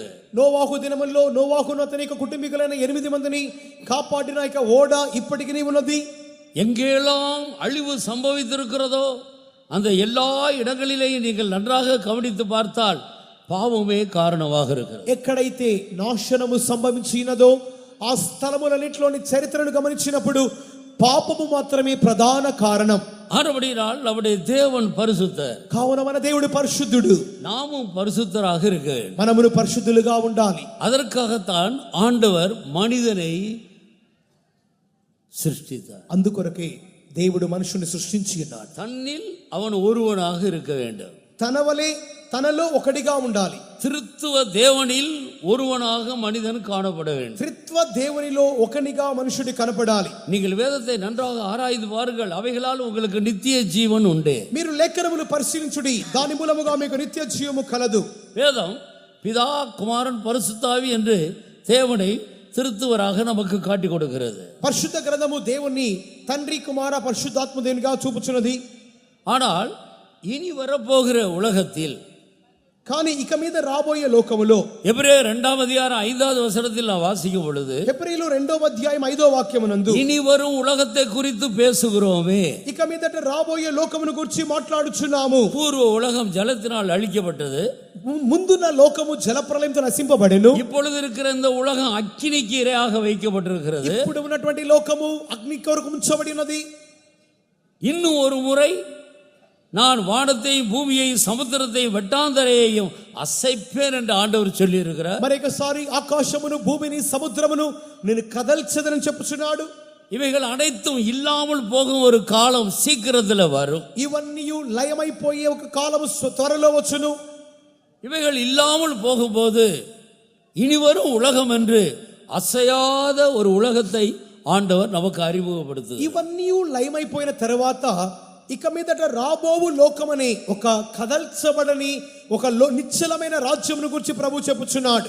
எபிரேயருக்கு எழுதின நிருபம் 12ஆம் அதிகாரம் 28வது வசனத்தை நீங்கள் வாசித்தால், హెబ్రీయులకు రాసిన పత్రిక 12వ అధ్యాయం 28వ వాక్యమునందు அசைவில்லாத ராஜ்யத்தை பெறும்படி அழைக்கப்பட்ட நாமோ என்று எழுதுகிறார். నిశ్చలమైన రాజ్యమును పొందు నిమిత్తముగా పిలువబడిన మనము, கர்த்தர் நம்மை எதற்காக அழைத்தார்? దేవుడు ఎందుకు కొరకు పిలిచి ఉన్నాడు? அசைவில்லாத நித்திய ராஜ்யத்தை சுதந்தரிக்க முடியாது. నిశ్చలమైనటువంటి నిత్య రాజ్యమును పొందు నిమిత్తమై அதற்காக நாம் அழைக்கப்பட்டிருக்கிறோம். అందుకొరకు మనం పిలువబడి ఉన్నాం. நமக்கு கொடுக்கப்பட்ட அழைப்பு பரிசுத்த அழைப்பு. మనకి ఇవ్వబడిన పిలుపు పరిశుద్ధ పిలుపు. பரம அழைப்புக்கு பங்குள்ளவர்களாகிய பரிசுத்த சகோதரர் என்று வேதம் நம்மை அழைக்கிறது. పరలోక సంబంధమైన పిలుపులో పాలు పొందిన పరిశుద్ధ సహోదరులారా అని వాక్యం పిలుచుచున్నది.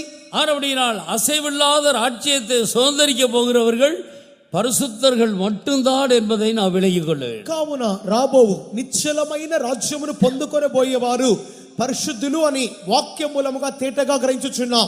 இனி வரும் உலகம் என்று வேதம் 5 பகுதியை நமக்கு காட்டி கொடுக்கிறது. ఇక మీదట రాబోవు లోకమని వాక్యము 5 భాగములు తేటగా చెప్పుచున్నది. அவைகள் 5மே அழியாத நித்திய ராஜ்யங்கள். ఆ యొక్క 5 నశింపబడని నిత్య రాజ్యములు. அதில் ஒன்று சீயோன், ఒకటి సియోను, இரண்டாவது புதிய எருசலேம், రెండవది నూతన యెరూషలేము. அவைகள் ரெண்டும் ஒன்று சேர்ந்த ஒரு பகுதி. ఆ యొక్క 2 చక్కగా అమర్చబడిన ఒక భాగం. மூன்றாவது புதிய வானம், మూడవదిగా నూతన ఆకాశం, நான்காவது புதிய பூமி. నాలుగవదిగా నూతన భూమి. இந்த 5க்கு அப்பாற்பட்ட ஒன்று இருக்கிறது, அதுதான் நித்திய நரகம். ఈ యొక్క 4కి దూరం ఇంకొకటి ప్రత్యేకముగా ఉన్నది నిత్య నరకం. இந்த 4 இடங்களுக்கு போகாத அனைவரும் அந்த 5வது இடத்துக்கு போய் சேர வேண்டும். ఈ 4 చోట్లకు వెళ్ళని వారు తప్పనిసరిగా నరకానికే వెళ్తారు. இவைகள் அனைத்துமே நித்திய ராஜ்யங்கள். ఈ 5 నిత్య రాజ్యములు. இந்த இடங்களுக்கு போகிறவர்களுக்கு முடிவே இருக்காது. ఈ చోటుకు వెళ్ళే వారికి ముగింపే ఉండదు. இந்த ராஜ்யங்களுக்கு ஒரு முடிவில்லை. ఈ రాజ్యముకు కూడా ముగింపు లేదు. கர்த்தருக்கு ஸ்தோத்திரம். దేవునికి స్తోత్రం. சத்தியங்கள் இப்படி இருக்கிறபடியினால், సత్యములు ఈ రీతిగా ఉన్నందువలన இதிலே சிறப்பானதை தெரிந்து கொண்டு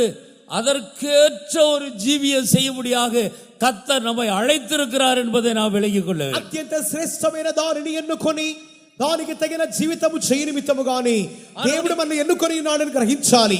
ஆனபடியால் நாம் இந்த பூமியிலே நன்றாக இருக்க வேண்டும், அதற்காக இந்த பெந்தகோஸ்த மார்க்கத்தில் நாம் வந்து சேர்ந்திருக்கிறோம் என்று யோசிக்க கூடாது. కావున ఈ భూమి మీద బాగా ఉండాలి, అందుకొరకే పెంతెకోస్తు మార్గంలో వచ్చి చేరి ఉన్నామనేటువంటి తలంపుతో ఉండకూడదు. அவரால் அழைக்கப்பட்ட ஜனங்கள் இந்த பூமியிலே எப்படி இருக்க வேண்டும் என்று ஆண்டவர் சொல்லுகிறார் என்றால், உண்ணவும் உடுக்கவும் இருந்தால் அதுவே போதும் என்று இருங்கள். ఆయన మూలముగా పిలువబడి ఏర్పరచబడిన జనులు ఈ భూమి మీద ఏ రీతిగా జీవించాలని దేవుడు చెప్పుచున్నాడంటే, ధరించుటకు తినుటకు ఉన్నట్లు ఉంటే చాలుని చెప్పే విధంగా ఉండాలి. போதும் என்ற மனதோடு கூடிய தேவ பக்தியே மிகுந்த ஆதாயம். సంతుష్టి సహితమైన దైవభక్తి మిక్కిలి లాభసాధకం. ஆனபடியால் தேவ பக்தி அது பரிசுத்தத்தையும் ஆண்டவருடைய தாழ்மையின் திவ்ய சுபாவங்களை காட்டுகிறது. పరిశుద్ధత అన్నది దేవుని యొక్క దివ్య స్వభావములను చూపుచున్నది.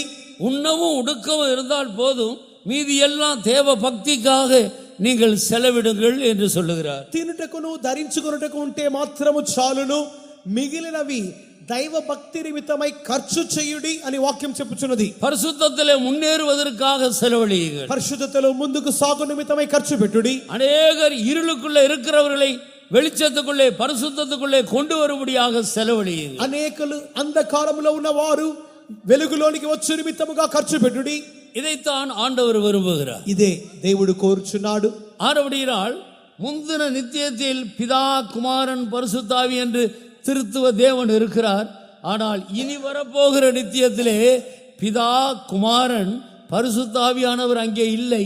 அதற்கு பதிலாக பரிசுத்தமாக்கப்பட்ட அவருடைய சரீரம் என்று அழைக்கப்படுகிற, நிறைவான சரீரம் என்று அழைக்கப்படுகிற மணவாட்டி அந்த இடத்தில் இருக்கிறார். ముందున్న నిత్యములో ఆది నిత్యములో తండ్రి కుమార పరిశుద్ధాత్ముడని త్రిత్వములోని 3 వ్యక్తిత్వములుగా వారు కనబడిరి. కానీ రాబోవు నిత్యములో తండ్రి కుమారుడు అక్కడ పరిశుద్ధాత్ముడు ఉండడు. కానీ ఆయన శరీరముగా పిలువబడుచున్నటువంటి ఆయన యొక్క సంఘమైనటువంటి శరీరం అక్కడ కనబడును. நான் ஜெயம் கொண்டு என் பிதாவின் சிங்காசனத்தில் அவரோடு உட்கார்ந்திருக்கிறது போல, నేను జయించి నా తండ్రి సింహాసనంలో కూర్చున్న రీతిగా. இந்த வார்த்தை யாரை பார்த்து சொல்லுகிற வார்த்தை? ఈ మాట ఎవరితో చెప్పిన మాట? கர்த்தராகிய இயேசு கிறிஸ்து தம்முடைய ஜனங்களை பார்த்து சொல்லுகிறார். ప్రభువైన యేసుక్రీస్తు తన జనులతో చెప్పిన మాట.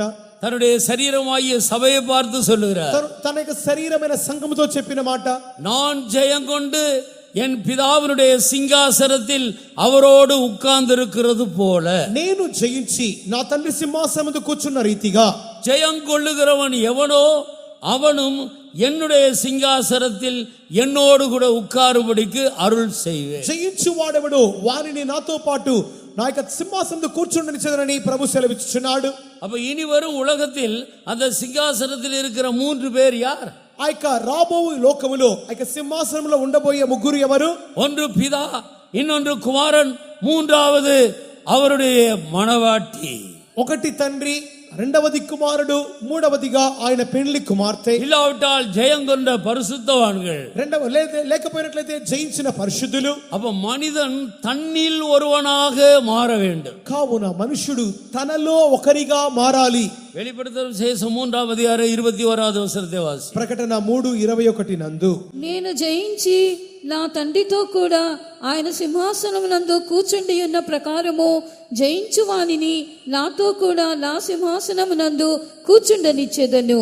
நான் ஜெயம் கொண்டு என் பிதாவினுடைய சிங்காசனத்திலே அவரோட கூட உட்கார்ந்தது போல ஜெயம் கொள்ளுகிறவன் எவனோ அவனும் என்னுடைய சிங்காசனத்தில் என்னோட கூட உட்காரும்படி அருள் செய்வேன்.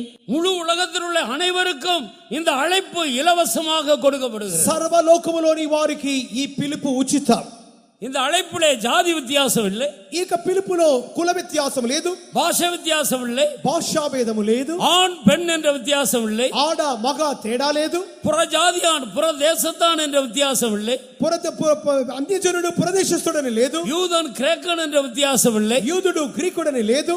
யாரெல்லாம் ஜெயம் எடுக்கிறார்களோ அவர்கள் எல்லாரும் என்னுடைய சிங்காசனத்தில் என்னோடு கூட உட்காருவார். ఎవరైతే నా వలె జయించుచున్నారో అట్టి ప్రతి వారు నాతో పాటు నా సింహాసనములో కూర్చుండుదురు. கர்த்தர் கொடுத்த இந்த அருமையான அழைப்புக்காக ஒரு அல்லேலூயா சொல்லி கர்த்தரை மகிமைப்படுத்துவோம். దేవుడిచ్చిన శ్రేష్టమైన పిలుపు కొరకు బిగ్గరగా హల్లెలూయా చెప్పి దేవుని మహిమపొందామా? அல்லேலூயா. கர்த்தருடைய நாமத்துக்கு மகிமை உண்டாகட்டும். దేవుని మహిమ కలుగును గాక. அருமையான தேவனுடைய ஜனமே, நம்மை சிருஷ்டித்த தேவனுடைய மனதை விளங்கி நாம் ஜீவிக்க வேண்டும். ప్రియమైన దేవుని జనమా, మనల్ని సృష్టించినటువంటి దేవుని మనసును గ్రహించి జీవిద్దాం. அவர் எதற்காக நம்மை சிருஷ்டித்தார்? ఎందుకొరకు సృష్టించి ఉన్నాడు? எதற்காக தன்னுடைய இரத்தத்தை சிந்தினார்? ఎందుకొరకు రక్తమును కార్చి ఉన్నాడు? எதற்காக தேவன் ஆவியாக மாறி நமக்குள்ள வாசமா இருக்கிறார்? ఎందుకొరకు దేవుడు ఆత్మగా మారి మనల్ని నివాసం చేయించున్నాడు?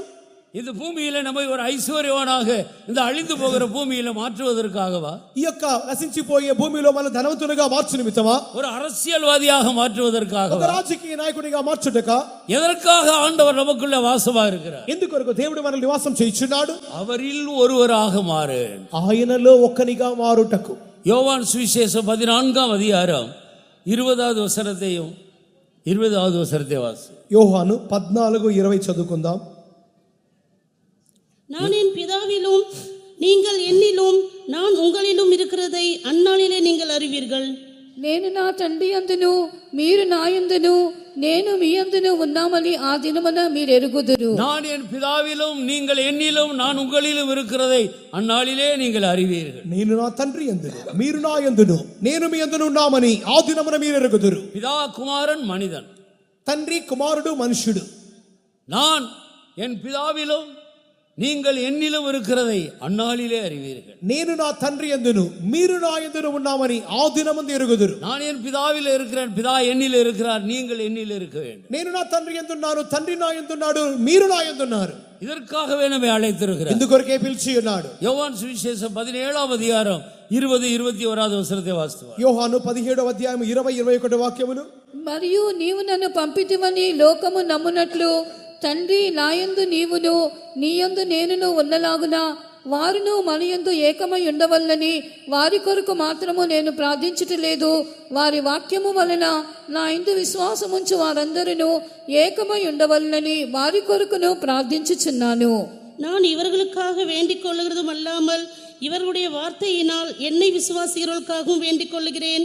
அவர்கள் எல்லாரும் ஒன்றாய் இருக்கவும் பிதாவே நீர் என்னை அனுப்பினதை உலகம் விசுவாசிக்கிறதற்காக நீர் என்னிலேயும் நான் உம்மிலேயும் இருக்கிறது போல அவர்கள் எல்லாரும் நம்மில் ஒன்றாய் இருக்கவும் வேண்டிக் கொள்கிறேன். நீர் என்னிலேயும் நான் உம்மிலேயும் இருக்கிறது போல இவர்கள் எல்லாரும் நம்மில் ஒன்றாயிருக்க விரும்புகிறேன். నా యందు మీరును నీ యందు నా ఉన్నలాగున వారును మన యందు ఏకమైండులాగున వేడుకొనుచున్నాను. பிதாவும் குமாரனும் ஒன்றாயிருக்கிறார்கள். తండ్రి కుమారుడు ఏకమై ఉన్నారు. அதே போல விழுந்து போன மனிதன் பரிசுத்தமாக்கப்பட்டு கிறிஸ்து இயேசுவில் தேறினவனாக மாறி அந்த தேவனில் ஒருவனாக மாற வேண்டும். ఆ విధముగానే పడిపోయిన మనుషుడు పరిశుద్ధుడిగా మార్చబడి క్రీస్తు యేసునందు సంపూర్ణంగా మార్చబడి తండ్రితోను కుమారునితోను ఏకం చేయబడి విధముగా మార్చబడుచున్నాడు. கெட்டு போன மனிதர்களாகிய நம்மேல் ஆண்டவர் வைத்திருக்கிற அந்த பெரிய விசாலமான நோக்கத்தை சிந்தித்து பாருங்கள். చెడిపోయిన మనుషులమైన మన ఎడల దేవుని యొక్క విశాలమైన ఉద్దేశమును గ్రహించుడి. நம்முடைய அழைப்பு எவ்வளவு உயர்ந்த உன்னதமான அழைப்பாக இருக்கு. మన యొక్క పిలుపు ఎంత శ్రేష్టమైన ఉన్నతమైన పిలుపు.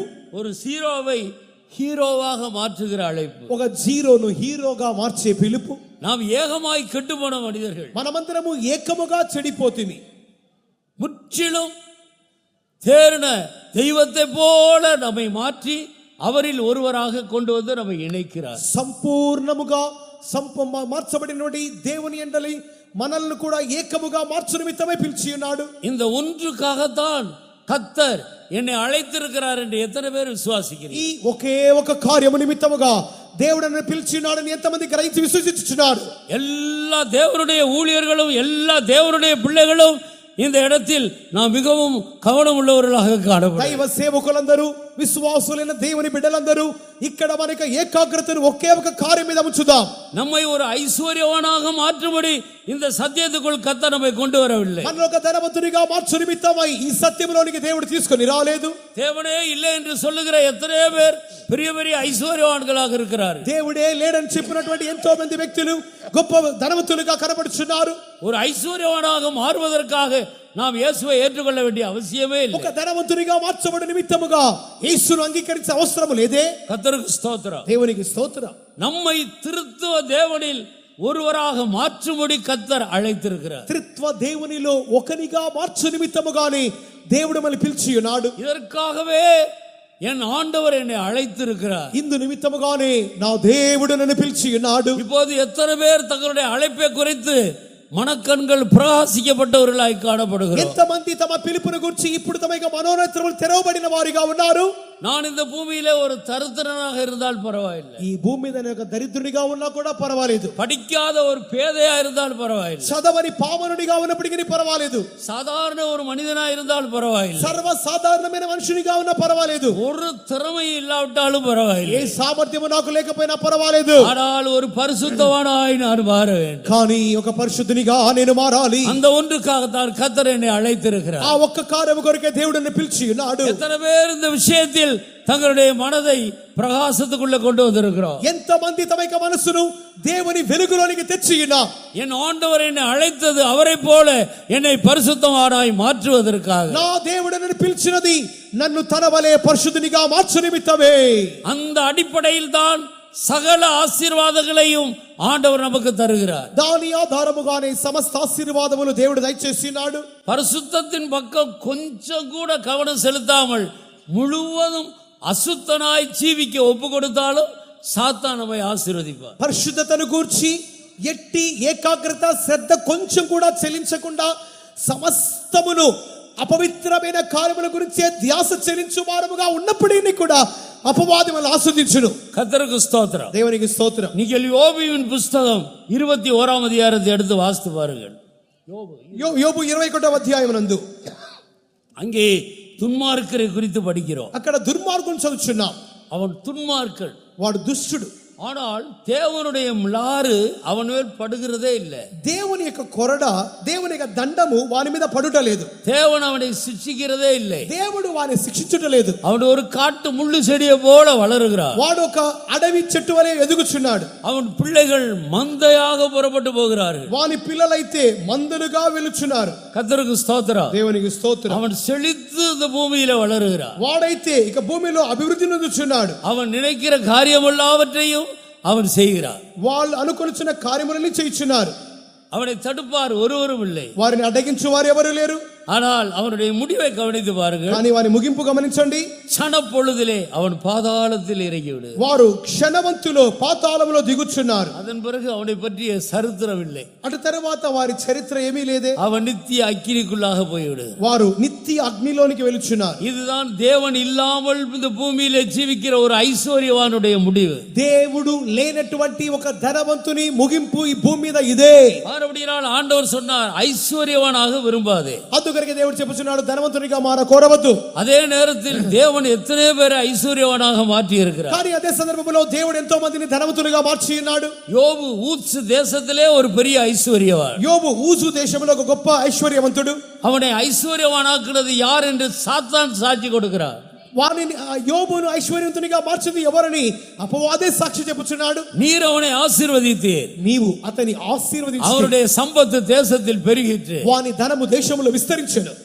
ஆபிரகாமை ஐஸ்வர்யவானாக்குறது யார்? అబ్రహామును ధనవంతునిగా మార్చింది ఎవరు? கர்த்தருக்கு ஸ்தோத்திரம். దేవునికి స్తోత్రం. இவர்கள் எல்லாரும் எந்த அடிப்படையில் ஐஸ்வர்யவான்களாக்கப்பட்டார்கள்? వీరందరూ దేన్ని ఆధారం చేసుకొని ధనవంతులుగా మారిరి? பெந்தகோஸ்து கிறிஸ்தவர்கள் என்றால் எல்லாம் தரித்திரமா வாழணும்னு அர்த்தமா? పెంతెకోస్తు క్రైస్తవులు అంటే అంతా దరిద్రము గాని దరిద్రులు గాని జీవించాలని చట్టం ఏదైనా ఉందా? அப்படி அல்ல. ఆ విధంగా కాదు. நம்முடைய ஐஸ்வர்யம், நம்முடைய ஆசீர்வாதம் தேவனால் வர வேண்டும். మన ఐశ్వర్యము, మన ఆశీర్వాదము దేవుని మూలముగా రావాలి. தேவன் நம்மை ஐஸ்வர்யவானாக மாற்ற வேண்டும், பெரியவர்களாக ஆக்க வேண்டும் என்றால் பரிசுத்தத்தை அடிப்படையாக வைத்து யார் ஜீவிக்கிறார்களோ அவர்களை கர்த்தர் ஆசீர்வதிக்கிறார். ఎవరైతే ధనవంతులుగాను ఎవరైతే ఆశీర్వదింపబడిన వారుగాను మార్చబడాలని కోరుచున్నారో దేవుడు వారిని పరిశుద్ధతకు ఆధారముగానే ఆశీర్వదించును. ஆனபடியால் தேவனால் முறைப்படி ஐஸ்வர்யவானாகும்படியாக பரிசுத்தத்துக்கு முக்கியத்துவம் கொடுப்பவா. దేవుని మూలముగా ఒక క్రమ ప్రకారముగా ఐశ్వర్యవంతులుగా మార్చబడిన నిమిత్తమై పరిశుద్ధతకు చోటిద్దాం. தேவன் இல்லாத ஒரு ஐஸ்வர்யம் முடிவிலே நம்மை நித்திய அக்கினிக்குள்ளாக கொண்டு போகிறது. దేవుడు లేనటువంటి ధనము చివరిలో నరకాగ్నికి తీసుకుని వెళ్ళును. சாத்தான் கூட ஐஸ்வர்யவனாக்கி கொண்டிருக்கிறார். అపవాది కూడా అనేకులను ధనవంతులుగా మారుస్తూనే ఉన్నాడు. முடிவிலே அவன் இருக்கிற இடத்துக்கு நம்மை கொண்டு போய் சேர்ப்பான். చివరిగా వాడు మనలను వాడున్న చోటికి తీసుకుని వెళ్ళి చేర్చును. குமாரன் கோபம் கொள்ளாமலும் நீங்கள் வழியிலே அழியாமலும் இருக்கும்படி அவருடைய பாதத்தை முத்தம் செய்யுங்கள். இன்னும் கொஞ்ச காலத்தில் குமாரனுடைய கோபம் பற்றி எரியும். அவரை அண்டிக் கொள்ளுகிற யாவரும் பாக்கியவான். ఆయన కోపము త్వరగా రగులుకొనును, కుమారుని ముద్దు పెట్టుకొనుడి, లేని నీళ్ళ ఆయన కోపించును. అప్పుడు మీరు త్రోవ తప్పి నశించెదరు. ఆయనను ఆశ్రయించు వారందరూ ధన్యులు. குமாரனை அண்டிக் கொள்ளுவவாக, కుమారుణ్ణి ఆశ్రయించుదము. இயேசுவை அண்டிக் கொள்ளுவவாக, యేసును ఆశ్రయించుదము. வரும் கோபத்துக்கு தப்புபடியாக రాబోయే కోపాగ్ని నుండి తప్పించబడుటకు நாம் இயேசுவை அண்டிக் கொள்ளுவவாக. యేసును ఆశ్రయించుదము. அப்படியானால் நித்தியத்தில் அவரில் நாம் ஒருவராக யுகாயுகமாய் காணப்படுவோம். ఆ విధముగా అయినట్లయితే నిత్యములో ఆయనలో ఒకనిగా యుగాయుగములు కనబడదము. நம்முடைய அழைப்பு உயர்ந்த அழைப்பு, మన పిలుపు ఉన్నతమైన పిలుపు, அது பரிசுத்த அழைப்பு, అది పరిశుద్ధ పిలుపు, அது பரம அழைப்பு, అది పరలోక పిలుపు, அது தேவனிடத்திலிருந்து வந்த அழைப்பு, అది దేవుని యొద్ద నుండి వచ్చిన పిలుపు. அப்படினால் அந்த அழைப்புக்கு நாம் பாத்திரவான்களாய் நடக்க வேண்டும். కావున ఆ పిలుపుకు మన పాత్రులుగా నడుచుకోవాలి. முதலாவது ஆண்டவர் இரத்தத்தினாலே நம்மை பரிசுத்தப்படுத்து. మొదటిగా దేవుడు రక్తం మూలముగా పరిశుద్ధపరుచున్నాడు. மனிதன் பாவம் செய்து தேவ மகிமையை இழந்து ஏகமாக கெட்டு போனார். మనుషుడు పాపము చేసి వారు దేవుని మహిమను కోల్పోయి ఏకముగా నశించిరి. ஏகமாய் கெட்டு போனான் என்றால் ஆவியிலையும் ஆத்மாவிலையும் శరీరத்திலையும் கெட்டு போனார். వారు బొత్తిగా నశించిరి అనగా వారు ప్రాణాత్మ శరీరములలో పూర్తిగా వారు నశించిపోయిరి. ஆவி அறியாமை என்னும் பாவத்துக்குள்ளாக போய்விட்டது. ఆత్మనది అజ్ఞానమనే పాపములోనికి వెళ్ళిపోతున్నది. ஆத்மா பாவம் என்னும் இருளுக்குள்ளாக போய்விட்டது. ప్రాణము పాపమనే చీకటిలోకి వెళ్తున్నది. சரீரம் வியாதி என்னும் இருளுக்குள்ளாக போய்விட்டது. శరీరము వ్యాధి అనే చీకటిలోకి వెళ్ళిపోతున్నది. அழிவுக்குரிய சரீரமாகவும் மாறிவிட்டது. క్షయమైన శరీరముగా మార్చబడుచున్నది.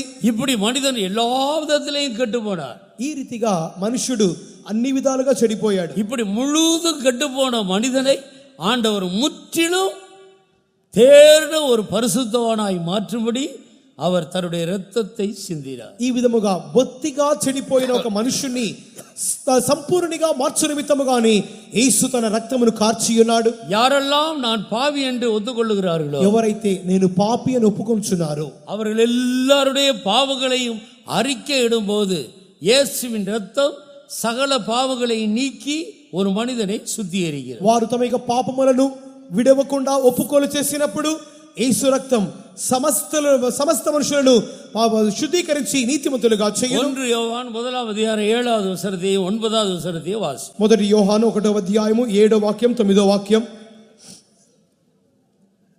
அவர் ஒளியில் இருக்கிறது போல நாமும் ஒளியிலே நடந்தால் ஒருவரோடொருவர் ஐக்கியப்பட்டிருப்போம். அவருடைய குமாரனாகிய இயேசு கிறிஸ்துவின் ரத்தம் சகல பாவங்களையும் நீக்கி நம்மை சுத்திகரிக்கும். అయితే ఆయన వెలుగులో ఉన్న ప్రకారము మనమును వెలుగులో నడిచిన యెడల మనం అన్యోన్య సహవాసము గలవారమైందుము. అప్పుడు ఆయన కుమారుడైన యేసు రక్తము ప్రతి పాపము నుండి మనను పవిత్రులనుగా చేయును.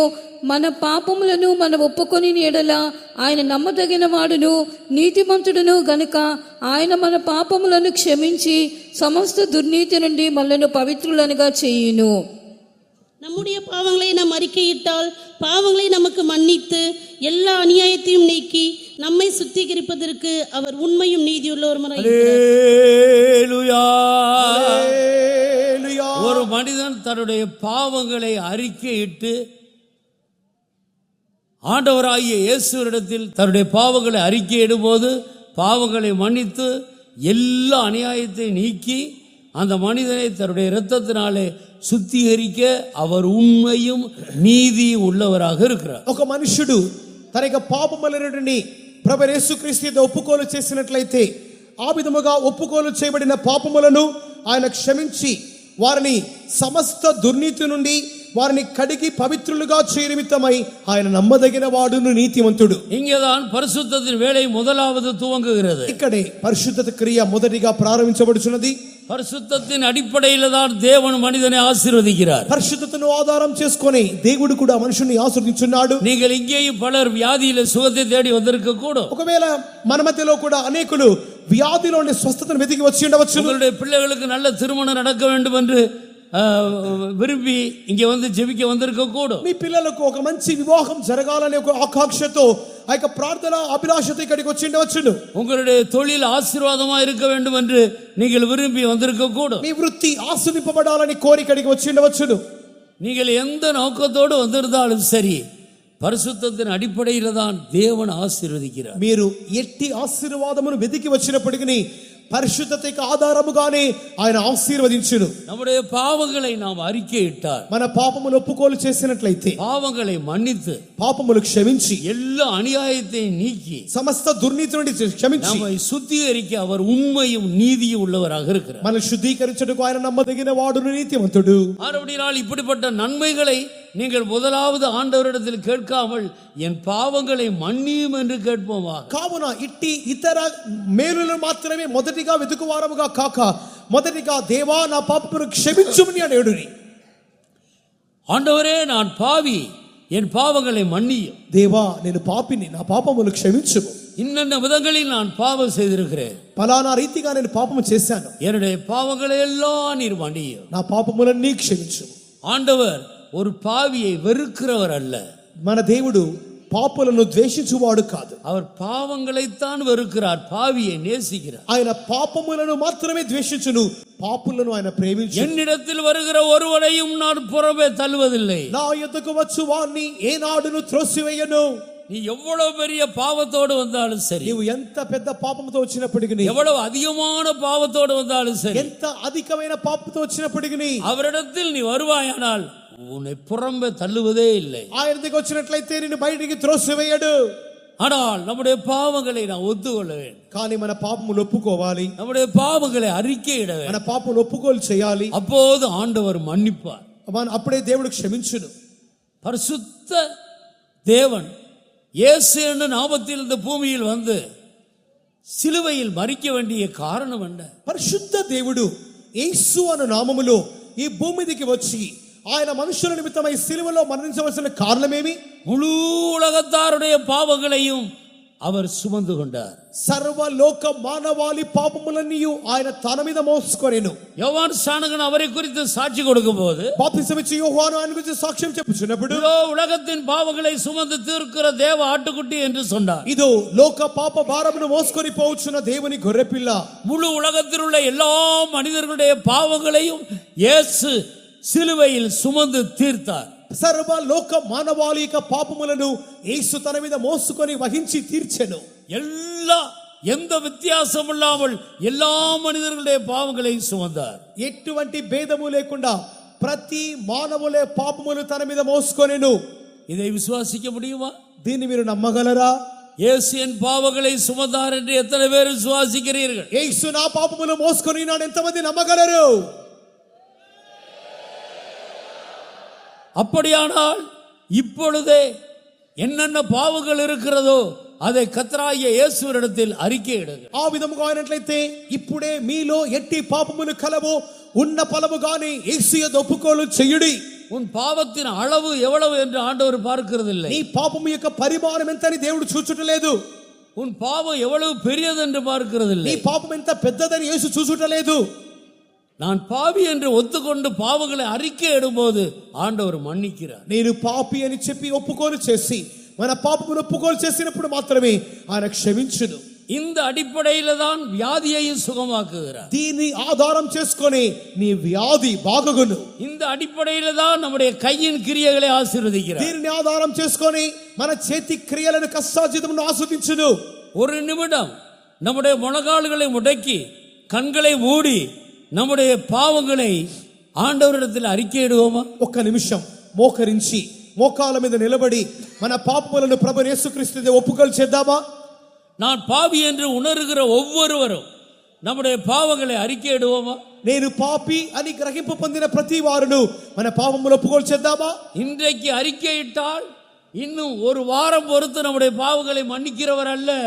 அறிக்கையிட்ட அப்பொழுதே நம்முடைய பாவங்களை மன்னித்து அவருடைய இரத்தத்தால் நம்மை கழுவி நம்மை சுத்தமாக்கு. ఇప్పుడు మన పాపములను ఒప్పుకోలు చేస్తున్నామే, ఈ పాపములను ఒక వారం తర్వాత ఆయన క్షమించువాడు కాదు గాని ఒప్పుకోలు చేసిన ఈ క్షణములోనే ఉన్న చోటులోనే ఆయన పాపములను క్షమించి నీతిమంతులుగా తీర్చుచున్నాడు. வரும்போது பாவத்தோடு வந்திருக்கலாம், వచ్చేటప్పుడు పాపంతో వచ్చి ఉండవచ్చును. இப்பொழுது ஆண்டவர் கழுவ போகிறார். ఇప్పుడు దేవుడిని కడగబోతున్నాడు. அவருடைய இரத்தத்தால் கழுவி சுத்திகரிக்க போகிறார். ఆయన రక్తంతో కడిగి శుద్ధీకరించబోతున్నాడు. நீ வரும்போது பாவியாக இந்த ஹாலுக்குள்ள நுழைந்திருக்கலாம், వచ్చేటప్పుడు పాపిగా హాల్లోనికి వచ్చావు. திரும்பி போகும்போது நீதிமானாய் பரலோகத்தில் ஜீவ புஸ்தகத்தில் பேரெழுதப்பட்ட நபராய் நீ திரும்பி போவி. తిరిగి వెలుచున్నప్పుడు నీతిమంతునిగాను పరలోక జీవ గ్రంథములో పేరు రాయబడిన భక్తిగాను తిరిగి వెళ్ళబోతున్నావు. விசுவாசிக்கிறவர்கள் கண்களை மூடுவோமாக, నమ్ముచున్న వారు కన్నులు మూసుకుందాం. நம்முடைய குற்றங்களை பாவங்களை அறிக்கையிடுவோமா. మనక దోషములు తప్పిదములు ఒప్పుకోలు చేద్దాం. இயேசுவே தேவனுடைய குமாரனே எனக்கு இறங்கு. యేసయ్యా దేవుని కుమారుడా నన్ను కరుణించుము. என் பாவங்களை மன்னியும், నా పాపమును క్షమించుము.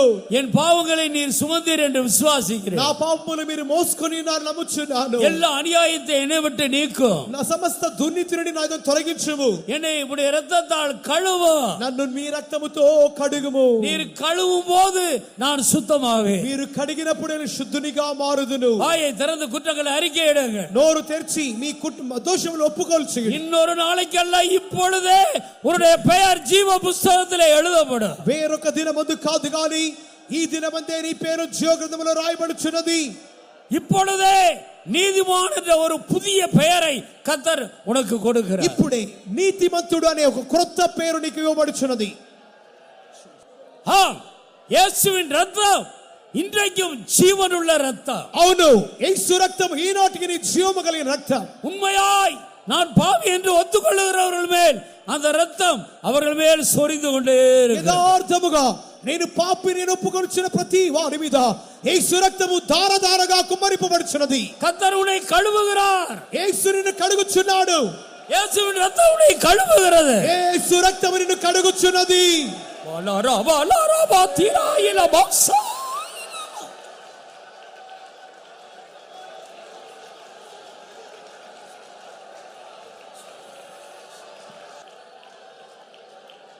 எல்லா அநியாயத்தை அவர் நீக்கி போடுகிறார். సమస్త దుర్నీతిని తొలగించుచున్నాడు. எல்லா அநியாயத்தை நீக்கி போடுகிறார். సమస్త దుర్నీతిని తొలగించుచున్నాడు. இயேசுவின் ரத்தம் சகல பாவங்களையும் நம்மை விட்டு நீக்கி சுத்திகரிக்கிறது. యేసు రక్తం సమస్త పాపములను మన ఎదురుని తొలగించి శుద్ధీకరించుచున్నది. சிறிய பாவம், பெரிய பாவம், நீண்ட நாள் பாவம், சகல பாவங்களையும் அவர் சுத்திகரிக்கிறார். చిన్న పాపము, పెద్ద పాపము, సమీపపు కాలంలోని పాపము, దీర్ఘకాల పాపము సమస్తమును శుద్ధి చేయును. இதோ பாவம் அணிக்கப்பட்ட ஒவ்வொருவருடைய பெயரும் ஜீவ புஸ்தகத்தில் எழுதப்படுகிறது. ఇదిగో పాపములు క్షమింపబడిన ప్రతి వారి పేర్లు జీవ గ్రంథములో రాయబడుచున్నవి.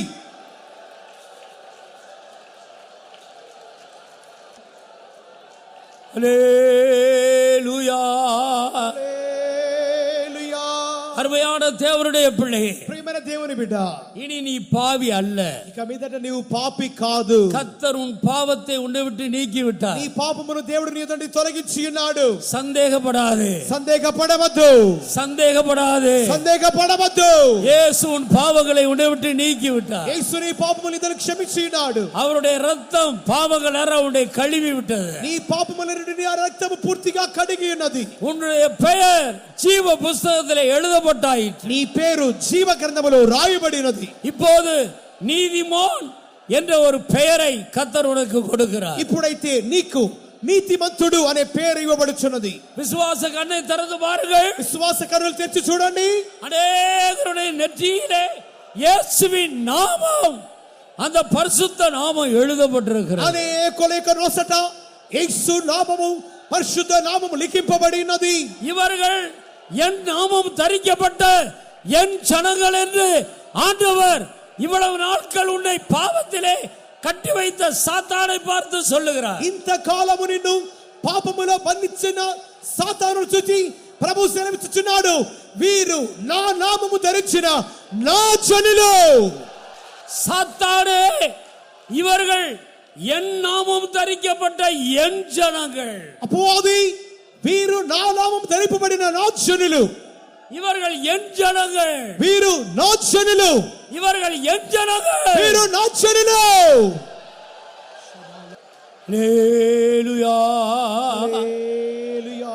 இந்த விசுவாசத்தோடு புறப்பட்டு போங்கள். ఈ విశ్వాసముతో మీరు బయలుదేరండి. என் நெற்றியிலே என் ஆண்டவருடைய நாமம் எழுதப்பட்டிருக்கிறது. నా నొసట నా దేవుని నామము లిఖింపబడినది. கிறிஸ்து இயேசுவின் கிருபையினால் இலவசமாக நான் நீதிமானாக மாற்றப்பட்டிருக்கிறேன். క్రీస్తు యేసు కృప మూలముగా ఉచితముగా నీతిమంతునిగా తీర్చబడి ఉన్నాను. இந்த விசுவாசத்தில் உறுதியாயிருப்பவாக. ఈ విశ్వాసములో స్థిరముగా ఉందా. எந்த விதத்தில் சோதனை வந்தாலும் நான் ஆண்டவருடைய பிள்ளை என்பதிலே உறுதியுள்ளவர்களாக இருப்பவாக. ఎట్టి శోధన వచ్చినప్పటికీ ప్రతి సందర్భములో నేను దేవుని బిడ్డని స్థిరముగా ఉందా.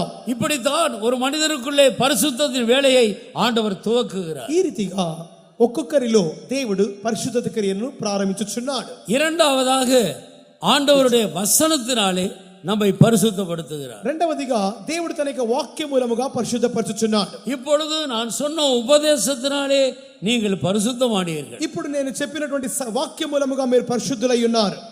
என் சத்தியத்தினாலே நான் உங்களை பரிசுத்தமாக்குகிறேன். నా సత్యమందు మిమ్మల్ని పరిశుద్ధపరిచి ఉన్నాను. வசனமே சத்தியமாக இருக்கிறது. వాక్యమే సత్యము. ஒவ்வொரு வசனமும் சத்தியமாக இருக்கிறது. ఒక్కొక్క వాక్యము సత్యము. நான் ஒவ்வொரு வசனத்துக்கு கீழ்ப்படியும் போதெல்லாம் நாம் பரிசுத்தமாக்கப்பட்டு கொண்டே காணப்படுகிறோம். ఒక్కొక్క వాక్యముకు లోబడినప్పుడంతా మనం శుద్ధీకరింపబడుచునే ఉన్నాం. இயேசுவின் இரத்தத்தால் நாம் கழுவப்பட்டாலும் యేసు రక్త మూలముగా కడుగబడినప్పటికీ அப்போதுதான் நமக்குள்ளே பரிசுத்தமாகுதலின் வேலை துவங்குகிறது. అప్పుడు మాత్రమే పరిశుద్ధపరచబడు క్రియ మనలో ప్రారంభింపబడుచున్నది. இப்பொழுது கிறிஸ்துவின் நிறைவான அந்த பரிசுத்தத்துக்குள்ளே நாம் கடந்து போக வேண்டும். ఇప్పుడు క్రీస్తు యొక్క నిండైనటువంటి సంపూర్ణ పరిశుద్ధతకు నేరుగా వెళ్ళాలి. அதற்காக அடுத்த பகுதி கர்த்தருடைய வசனங்களுக்கு நாம் கீழ்ப்படிய ஒப்பு கொடுக்க வேண்டும். అటు తరువాత భాగము దేవుని వాక్యములకు మనం చోటివ్వాలి, లోబడాలి.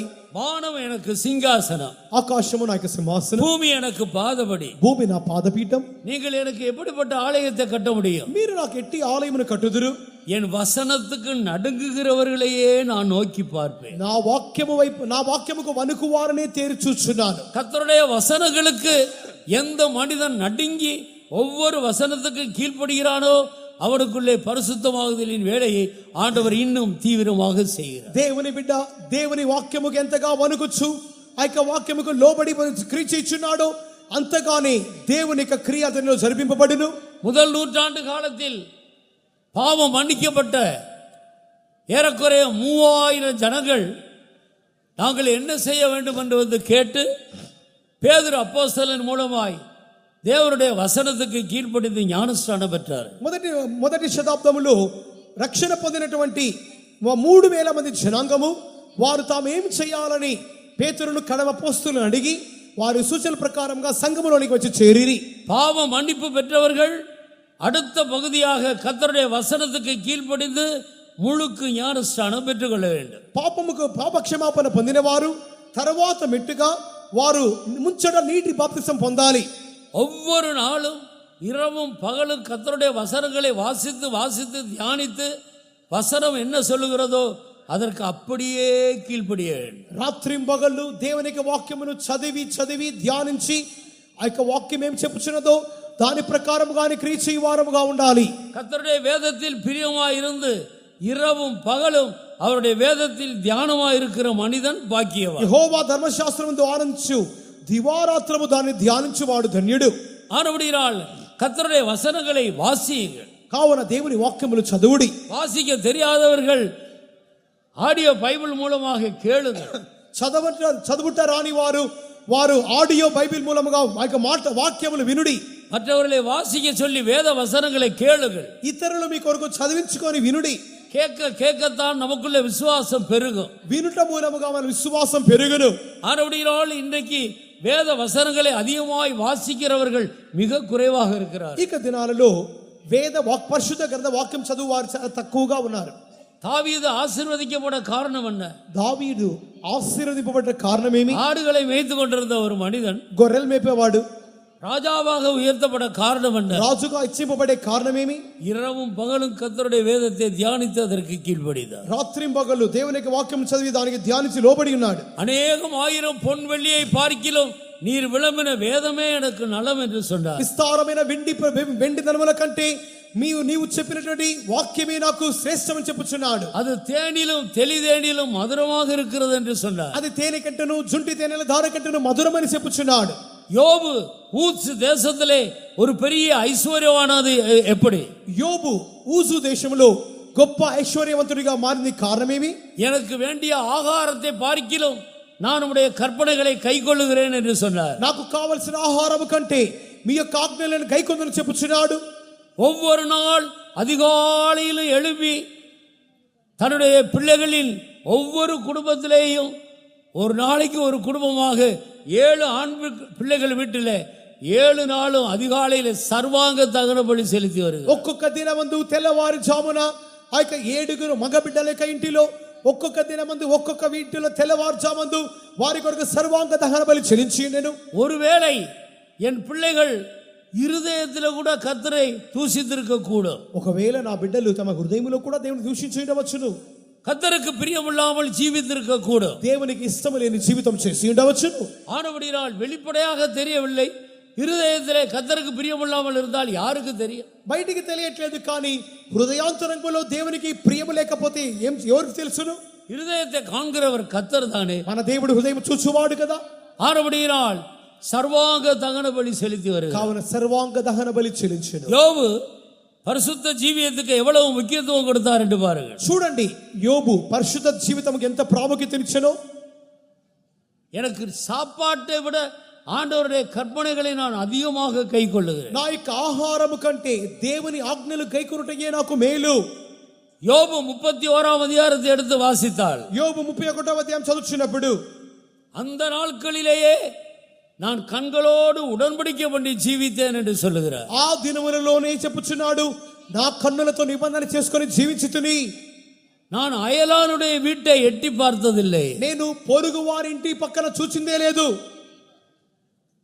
என் மனைவியை தவிர வேறு யாரையும் நான் நேசித்ததில்லை. నా భార్యనే తప్ప వేరే ఇతరులు ఎవరిని ప్రేమించింది లేదు. அப்படி செய்திருந்தால் அது தேவனால் விசாரிக்கப்படுகிற அக்கிரமம். ఆ విధముగా చేసినట్లయితే అది దేవుని మూలముగా తీర్చబడినటువంటి అక్రమము. మనస్సాక్షి ஒரு மனிதனுக்கு பரிசுத்தத்தை குறித்து எவ்வளவாய் போதிக்கிறது? మనస్సాక్షి ఒక వ్యక్తికి పరిశుద్ధతను గురించి ఎంతగా ఎక్కువగా బోధిస్తున్నది. இப்படி யோபு முக்கியத்துவம் கொடுத்தபடியினால் தான் யோபுவை சுற்றிலும் கர்த்தர் வேலி அடைத்தார். ఈ విధముగా యోబు పరిశుద్ధతకు ప్రాముఖ్యతనిచ్చిన వలననే యోబు చుట్టూ దేవుడు కంచె వేసాడు. தேவன் அவனை ஆசீர்வதித்தார். దేవుడు ఆశీర్వదించాడు. சாத்தான் உள்ள புகுந்து எந்த விதத்திலையும் சேதப்படுத்த முடியவில்லை. సాతాను లోపలికి దూరి ఏ రీతిగాను హాని చేయకపోయాను.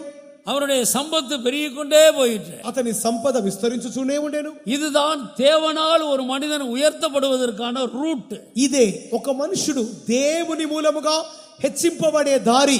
பரிசுத்தத்தின் அடிப்படையில் தான் ஒரு தேவனுடைய மனிதனை தேவன் உயர்த்த விரும்புகிறார். పరిశుద్ధతకు ఆధారముగానే ఒక మనుషుని దేవుడు హెచ్చిస్తున్నాడు. ஆனபடியால் தேவனுடைய பிள்ளைகள் பரிசுத்தத்துக்கு முக்கியத்துவம் கொடுக்க வேண்டும். కావున ఒక దేవుని బిడ్డలు పరిశుద్ధతకు ప్రాముఖ్యతనివ్వడి. வசனமே சத்தியமாக இருக்கிறது, அதுதான் நம்மை பரிசுத்தப்படுத்துகிறது. వాక్యమే సత్యము, ఆ యొక్క వాక్యమే పరిశుద్ధపరచుచున్నది. ஒவ்வொரு வசனத்துக்கும் நாம் கீழ்ப்படிய வேண்டும். ఒక్కొక్క వాక్యానికి లోబడాలి.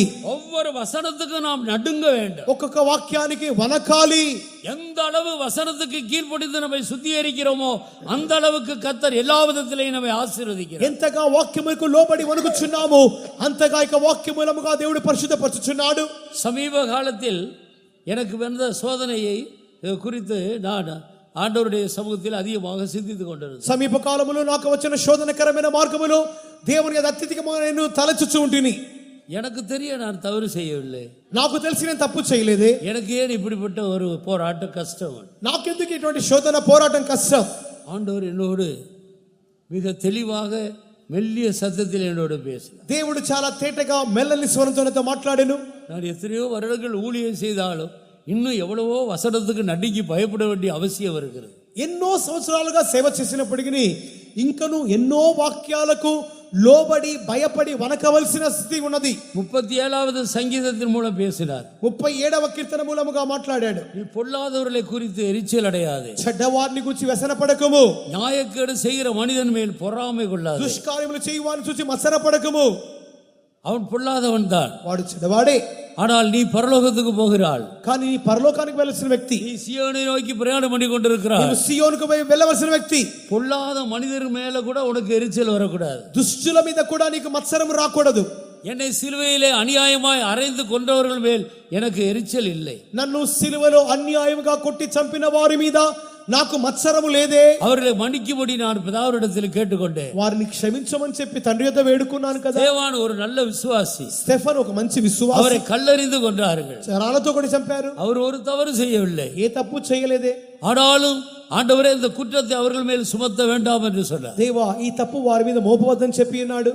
சத்துருக்களை சிநேகியுங்கள், శత్రువులను ప్రేమించుడి, சபிக்கிறவர்களை ஆசீர்வதியுங்கள், శపించు వారిని ఆస్వాదించుడి, துன்பப்படுத்துகிறவர்களுக்காக ஜெபியுங்கள், హింసించు వారి కొరకు ప్రార్థించుడి, பழிக்கு பழி வாங்காதீர்கள், బదులు ప్రతీకారం చేయవద్దు. பரலோகத்துக்கு போகிறவர்கள் இவ்வளவாய் கர்த்தருடைய வசனங்களுக்கு நடுங்கி நம்மை சுத்திகரிக்க. పరలోకముకు వెళ్ళు వారు ఇంతగా దేవునికి వాక్యముకు వనికి లోబడాలి. இந்த அடிப்படையில் தான் ஆண்டவர் நம்மை ஆசீர்வதிக்கிறார். దీని ఆధారముగానే దేవుడు ఆశీర్వదించుచున్నాడు. எத்தனை பேர் இது முதல் வேதத்தை இரவும் பகலும் தியானித்து ஒவ்வொரு வசனத்துக்கும் கீழ்ப்படிந்து கர்த்தரால் ఆశీర్వాదங்களை ఐశ్వర్యத்தை పెట్టుకొள்ள విரும்புகிறாరు. ఇక మీదట ఎంతమంది దేవుని యొక్క వాక్యములు రాత్రింబగళ్ళు ధ్యానించుచు వారు దేవుని మూలముగా ఐశ్వర్యవంతులుగా మారబోచున్నారు. இந்த புதிய வருடத்தில் என்ன சபைக்கு தூது கொடுக்க வேண்டும் என்று நான் தேவ சமூகத்தில் காத்திருந்த போது ஆண்டவர் எனக்கு கொடுத்த வசனம் உபாகமம் 28వ అధ్యాయం முதல் வசனம். ఇక క్రొత్త సంవత్సరములో సంఘముకు ఎట్టి వర్తమానం ఇవ్వలేనని చెప్పి నేను దేవుని మీద అడిగినప్పుడు ద్వితీయోపదేశకాండము 28 మొదటి వాక్యమును దేవుడు చూపి ఉన్నాడు. வாசி. నీవు నీ దేవుడైన యెహోవా మాట శ్రద్ధగా విని నేడు నేను నీకు ఆజ్ఞాపించుచున్న ఆయన ఆజ్ఞలన్నిటినీ అనుసరించి నడుచుకొని నీడలా నీ దేవుడైన యెహోవా భూమి మీదనున్న సమస్త జనము కంటే నిన్ను హెచ్చించును. இன்று நான் உனக்கு விதிக்கிற உன் தேவனாகிய கர்த்தருடைய கட்டளைகளின்படி எல்லாம் செய்ய நீ கவனமாய் இருக்கும்படிக்கு அவர் சத்தத்திற்கு உண்மையாய் செவி கொடுப்பாயானால் உன் தேவனாகிய கர்த்தர் பூமியில் உள்ள சகல ஜனங்களிலும் உன்னை மேன்மையாக வைப்பார். அல்லேலூயா. హల్లెలూయా. இன்று நான் உனக்கு விதிக்கிற உன் தேவனாகிய கர்த்தருடைய கற்பனைகளின்படி நடக்க நீ கவனமாய் இருந்து அவருடைய சத்தத்துக்கு நீ செவி கொடுத்தாள். నా మూలముగా ఆజ్ఞాపించబడినటువంటి ఆజ్ఞలు గైకొని ఆయన స్వరముకు చెవియొగ్గినట్లయితే ஒவ்வொரு வசனத்துக்கு நீ கீழ்ப்படிந்து நடந்தாள். ఒక్కొక్క వాక్యానికి నీవు లోబడి నడిస్తే பூமியில் உள்ள சகல ஜாதிகளிலும் உன்னை மேன்மையாக வைப்பேன். భూమి మీద సమస్త జనముల కంటే నిన్ను హెచ్చించుదును. உனக்கு ஒப்பான ஒரு ஜனமே இருக்காது. నీకు సాటి అయిన జనము ఎవరు ఉండరు. எல்லா ஜாதிகளிலும் உன்னை மேன்மையாக வைப்பேன். జనములన్నిటికంటే నిన్ను శ్రేష్టముగా ఉంచుదును. கர்த்தருடைய வசனத்துக்கு நடுங்கி கீழ்ப்படுகிறவர்களை கர்த்தர் எப்படி உயர்த்துகிறார் என்று பாருங்கள். దేవుని వాక్యముకు మనకి లోబడి వారిని దేవుడు ఎంతగా హెచ్చిస్తున్నాడో చూడుడి. ஆறுபடியால் அருமையான தேவனுடைய ஜனமே, కావున ప్రియమైన దేవుని జనమా, நம்முடைய ஆசீர்வாதம் நம்முடைய ஐஸ்வர்யம் கர்த்தரால் வரட்டும். మన ఆశీర్వాదం ఐశ్వర్యము దేవుని మూలముగా రానివ్వడి. எல்லா கண்களை மூடி ஒரு தீர்மானம் எடுப்போமா. కన్నులు మూసుకొని తీర్మానం చేద్దాం. இனி நானும் என் பிள்ளைகளும் இரவும் பகலும் கர்த்தருடைய வசனங்களை அதிகமாய் வாசித்து அந்த வசனங்களுக்கு நடுங்கி ஜீவிப்போம். ఇక మీదట నేను నా బిడ్డలను దేవుని యొక్క వాక్యమును చదివి దానికి లోబడి వాక్యముకు వణుకుచు ఉందుము. நீங்கள் செய்து பாருங்கள். మీరు చేసి చూడండి. கர்த்தர் எப்படி உன்னை உயர்த்துகிறார் என்று பார். దేవుడు నిన్ను ఏ విధంగా హెచ్చించునో చూడుము. கர்த்தருடைய வார்த்தை நன்மை செய்யாதோ? దేవుని వాక్యం మేలు చేయదా? வானத்திலிருந்து பெய்கிற மழை பூமியை நினைத்து விதைக்கிறவனுக்கு விதையையும் புசிக்கிறவனுக்கு ஆகாரத்தையும் கொடுக்கிறது எப்படியோ என் வாயிலிருந்து வரும் வார்த்தையும் அப்படியே இருக்கும் என்று சொன்னாரே. ఆకాశం నుండి వచ్చినటువంటి వర్షమున్నది విత్తువానికి విత్తనమును భుజించువానికి ఆహారమును ఏ విధముగా కలిగించునో నా నోటి నుండి బయలుదేరు వాక్కును ఆ రీతిగానే తన క్రియను జరిగించును. அது எப்படி வெறுமையாய் திரும்பும்? అది ఏ రీతిగా వ్యక్తి రిక్తముగా తిరుగును. இந்த வசனம் எப்படி நன்மை செய்யாமல் போகும்? ఈ వాక్యము మేలు చేయకుండా ఏ రీతిగా ఒంటరిగా వెళ్ళిపోవును. வசனத்துக்கு கீழ்ப்படுகிற ஒவ்வொருவரையும் ஆண்டவர் சகல ஜாதிகளிலும் மேன்மையாக வைப்பார். వాక్యముకు లోబడు ప్రతి వారిని దేవుడు సమస్త జన్మల కంటే కీర్తిగా హెచ్చించును. வேலை இல்லை என்று கவலைப்படாதே, ఉద్యోగం లేదని చింతించవద్దు, விவாகம் நடக்கவில்லை என்று கவலைப்படாதே, వివాహం లేదని చింతించవద్దు, எனக்கு வீடு இல்லை என்று கவலைப்படாதே, నాకు ఇల్లు లేదని చింతించవద్దు. வசனத்துக்கு நடுங்கி பரிசுத்தத்துக்கு முக்கியத்துவம் கொடு. వాక్యముకు లోబడి పరిశుద్ధతకు ప్రాముఖ్యతనివ్వు. கர்த்தருக்கு சித்தமாயிருந்து இன்னொரு வருடத்தை கர்த்தர் தருவாரானால், దేవుని చిత్తమై ఇంకొక సంవత్సరం నీకు ఇస్తే, அடுத்த வருடம் இந்த இடத்தில் கன்வென்ஷனுக்கு கூடி வரும்போது, తర్వాత సంవత్సరం ఈ కన్వెన్షన్ కి వచ్చినప్పుడు இந்த వசனத்துக்கு கீழ்ப்படுத்தி தங்களை பரிசுத்தப்படுத்திக் கொண்டவர்களை எத்தனை பேரை கர்த்தர் ஆசீர்வதித்து உயர்த்துகிறார் என்று பாருங்கள். ఈ వాక్యముకు లోబడి ఈ వాక్యముకు వణికిన ఎంత మందిని దేవుడు ఆశీర్వదించబోతున్నాడో మీరే పరీక్షించుడి. ஒரு கிறிஸ்தவன் ஆசீர்வதிக்கப்படுவது இந்த விதத்தில் தான். ఒక క్రైస్తవుడు ఆశీర్వదింపబడిన విధానం ఇదే. விசுவாசிக்கிறீர்களா? నమ్ముచున్నారా? சகல ஜாதிகளிலும் உன்னை மேன்மையாக வைப்பார். సమస్త జనముల కంటే నిన్ను శ్రేష్ఠునిగా మార్చుదును. உன் உறவினர்களை எல்லாம் விட்டு இந்த சத்தியத்துக்கு கீழ்ப்படிந்து வந்தாயே, கர்த்தர் உன்னை கனமண்ணாமல் இருக்க முடியும்? నీ బంధువులను వదిలిపెట్టి ఈ సత్యముకు లోబడి నీ వచ్చి ఉన్నావే, దేవుడు నిన్ను గణపరచకుండా ఉండగలడా? உன் ஜாதி ஜனங்களின் மத்தியிலே கர்த்தர் உன்னை மேன்மையாக வைப்பார். నీ జనములు జాతుల మధ్యలో నిన్ను దేవుడు గొప్పగా ఉంచును. எத்தனை பேர் விசுவாசிக்கிறீர்கள்? ఎంతమంది నమ్ముచున్నారు? எத்தனை பேர் விசுவாசிக்கிறீர்கள்? ఎంతమంది నమ్ముచున్నారు? ஹல்லேலூயா! హల్లెలూయా! ஆம், அருமையான தேவனுடைய ஜனமே, வானமும் பூமி அழிந்து போனாலும் கர்த்தருடைய வார்த்தை அழியாது. ప్రియమైన దేవుని జనమా, ఆకాశము భూమి నశించిపోయినప్పుడు గాని దేవుని వాక్యం నశింపనేరదు. மூன்றாவதாக தேவன் பரிசுத்த ஆவியினால் நம்மை பரிசுத்தப்படுத்துகிறார். మూడవదిగా దేవుడు పరిశుద్ధాత్మ మూలముగా పరిశుద్ధపరచుచున్నాడు. நம்மை பரிசுத்தப்படுத்தும்படியாக, கிறிஸ்து இயேசுவுக்குள் தேறினவர்களாக மாற்றும்படியாக தேவன் ஆவியாக மாறி நமக்குள்ளே வந்து வாசம் பண்ணுகிறார். క్రీస్తు యేసును మన పరిశుద్ధపరచు నిమిత్తముగాను సంపూర్ణులుగా మార్చబడు నిమిత్తముగాని దేవుడు ఆత్మగా మారి మనల్ని నివాసం చేయుచున్నాడు. நம்முடைய ஆவியை முற்றிலும் பரிசுத்தமாக்கி அவருடைய ஆவிக்கு ஒப்பாக மாற்றி, அவருடைய ஆவியும் நம்முடைய ஆவியும் ரெண்டும் ஒன்றாய் கலந்து கொள்ளும்படியா మన ఆత్మలోనికి వచ్చి మన ఆత్మతో ఆయన ఆత్మ జత చేయబడి, మన ఆత్మనది ఆయన వలె మార్చబడి, ఆయన యొక్క ఆత్మయు మన యొక్క ఆత్మయు ఏకముగా జత చేయబడి కలుసుకొనుచున్నవి. மனிதருக்குள்ள ஒரு ஆவி இருக்கிறது. మనుషునిలో ఒక ఆత్మ కలదు. மனிதனை சிருஷ்டிக்கும் போது ஆவி ஆத்மா சரீரத்தோடு சிருஷ்டித்தார். మనుషుని కలిగించినప్పుడు ప్రాణాత్మ శరీరంతో సృష్టించినాడు. அப்ப நம்முடைய ஆவி நமக்கு ஒரு தீபமாக கொடுக்கப்பட்டிருக்கிறது. మన ఆత్మ మనకు ఒక దీపము. மனுஷனுடைய ஆவி கர்த்தர் தந்த தீபம். మనుషుని ఆత్మ యెహోవా పెట్టిన దీపము. அந்த தீபம் பிரகாசித்து எரிந்தால் நாம் வெளிச்சத்திலே நடப்போம். ఆ దీపం ప్రకాశించి వెలిగినట్లయితే మనం వెలుగులో నడుచుకుందాము. தீபம் அணைந்து போனால், దీపం ఆరిపోతే கர்த்தருக்கு ஸ்தோத்திரம். దేవునికి స్తోత్రం. மனிதனுடைய ஆவி என்று சொல்லுகிறதுல 10 பகுதிகள் இருக்கிறது. మనుషుని ఆత్మని చెప్పుటలో 10 భాగములు కలదు. சிந்தனை, சித்தம், அறிந்து கொள்ளுதல், புரிந்து கொள்ளுதல், ஞாபகம், எண்ணங்கள், நினைவுகள், தோற்றம், தியானம், தேடுதல். ఆలోచనలు, యోచనలు, ఊహలు, తలంపులు, జ్ఞాపకము, చిత్తము, గ్రహించుట, అర్థం చేసుకొనుట, இவைகளெல்லாம் சேர்ந்ததுதான் ஆவி. ఇవన్నీ కలిసినవే ఆత్మ. இதை பரிசுத்தப்படுத்துகிறது யார்? దీన్ని పరిశుద్ధపరచును ఎవరు? இந்த ஆவியில் இருக்கிற அசுசியை நீக்கி நம்மை சுத்தமாக்குகிறது யார்? ఈ ఆత్మలో ఉన్న అపవిత్రత తొలగించి మన పరిశుద్ధపరచునది ఎవరు? இந்த வேலையை செய்கிறவர் பரிசுத்த ஆவியானவர். ఈ పని చేయనిది పరిశుద్ధాత్ముడే. ஆனபடியால் தான் பரிசுத்த ஆவி பெறாமல் ஒருவனும் பரலோகத்துக்குள்ள போக முடியாது. అందుకొరకే పరిశుద్ధాత్మ పొందకుండా ఏ ఒక్కడు పరలోకానికి వెళ్ళలేడు. கர்த்தருக்கு ஸ்தோத்திரம். దేవునికి స్తోత్రం. ஆனபடியால் பிரியமானவர்களே, కావున ప్రియమైన వారులారా, பரிசுத்த ஆவியினால் உண்டான பரிசுத்தத்துக்குள்ளே நாம் கடந்து செல்ல வேண்டும். పరిశుద్ధాత్మ మూలముగా కలుగు పరిశుద్ధతలోనికి వెళ్ళుదాం. அவர்தான் நம்முடைய எண்ணங்கள், நினைவுகள், தோற்றங்களில் இருக்கிற குறைகளை எல்லாம் மாற்றி நம்மை சுத்தமான ஆவியுள்ளவராக மாற்றுகிறார். ఆయనే మనకి ఆలోచనలు, ఊహలు, తలంపులు ఉన్నటువంటి ప్రతి అపవిత్రం తీసివేసి శుద్ధముగా మార్చును. இந்த பரிசுத்தத்தின் அடிப்படையில் தான் சகல ஆசீர்வாதங்களை கர்த்தர் நமக்கு தருகிறார். ఈ పరిశుద్ధతకి ఆధారముగానే సమస్త ఆశీర్వాదములు ఇచ్చును. நீ பரிசுத்தத்துக்கு முக்கியத்துவம் கொடுத்து பாவங்களை அறிக்கையிட்டால் பாவ மன்னிப்பு, పరిశుద్ధతకు ప్రాముఖ్యతనిచ్చి పాపను ఒప్పుకోలు చేస్తే పాప క్షమాపణ. அதே நேரத்தில் பரிசுத்தத்துக்கு முக்கியத்துவம் கொடுத்து உன்னை சுத்திகரித்துக் கொண்டால் வியாதியில சுகம். పరిశుద్ధతను నీవు ప్రేమించి నీవు శుద్ధీకరించుకుంటే వ్యాధుల నుండి స్వస్థత. யாக்கோபு 5ஆம் அதிகாரத்தை எடுத்து வாசித்து பாருங்க. యాకోబు రాసిన పత్రిక 5వ అధ్యాయం చదవండి, చూడండి. கர்த்தர் உங்களுக்கு மன்னிக்கும்படி ஒருவர் குற்றத்தை ஒருவர் அறிக்கையிடுங்கள். మీ దేవుడు మీకు క్షమించినట్లుగా ఒకరి తప్పిదములు ఒకరితో ఒకరు ఒప్పుకొనుడి. கர்த்தர் மன்னிப்பார், உன் வியாதி சுகமாகும். దేవుడు క్షమించును, మీ వ్యాధి బాగగును.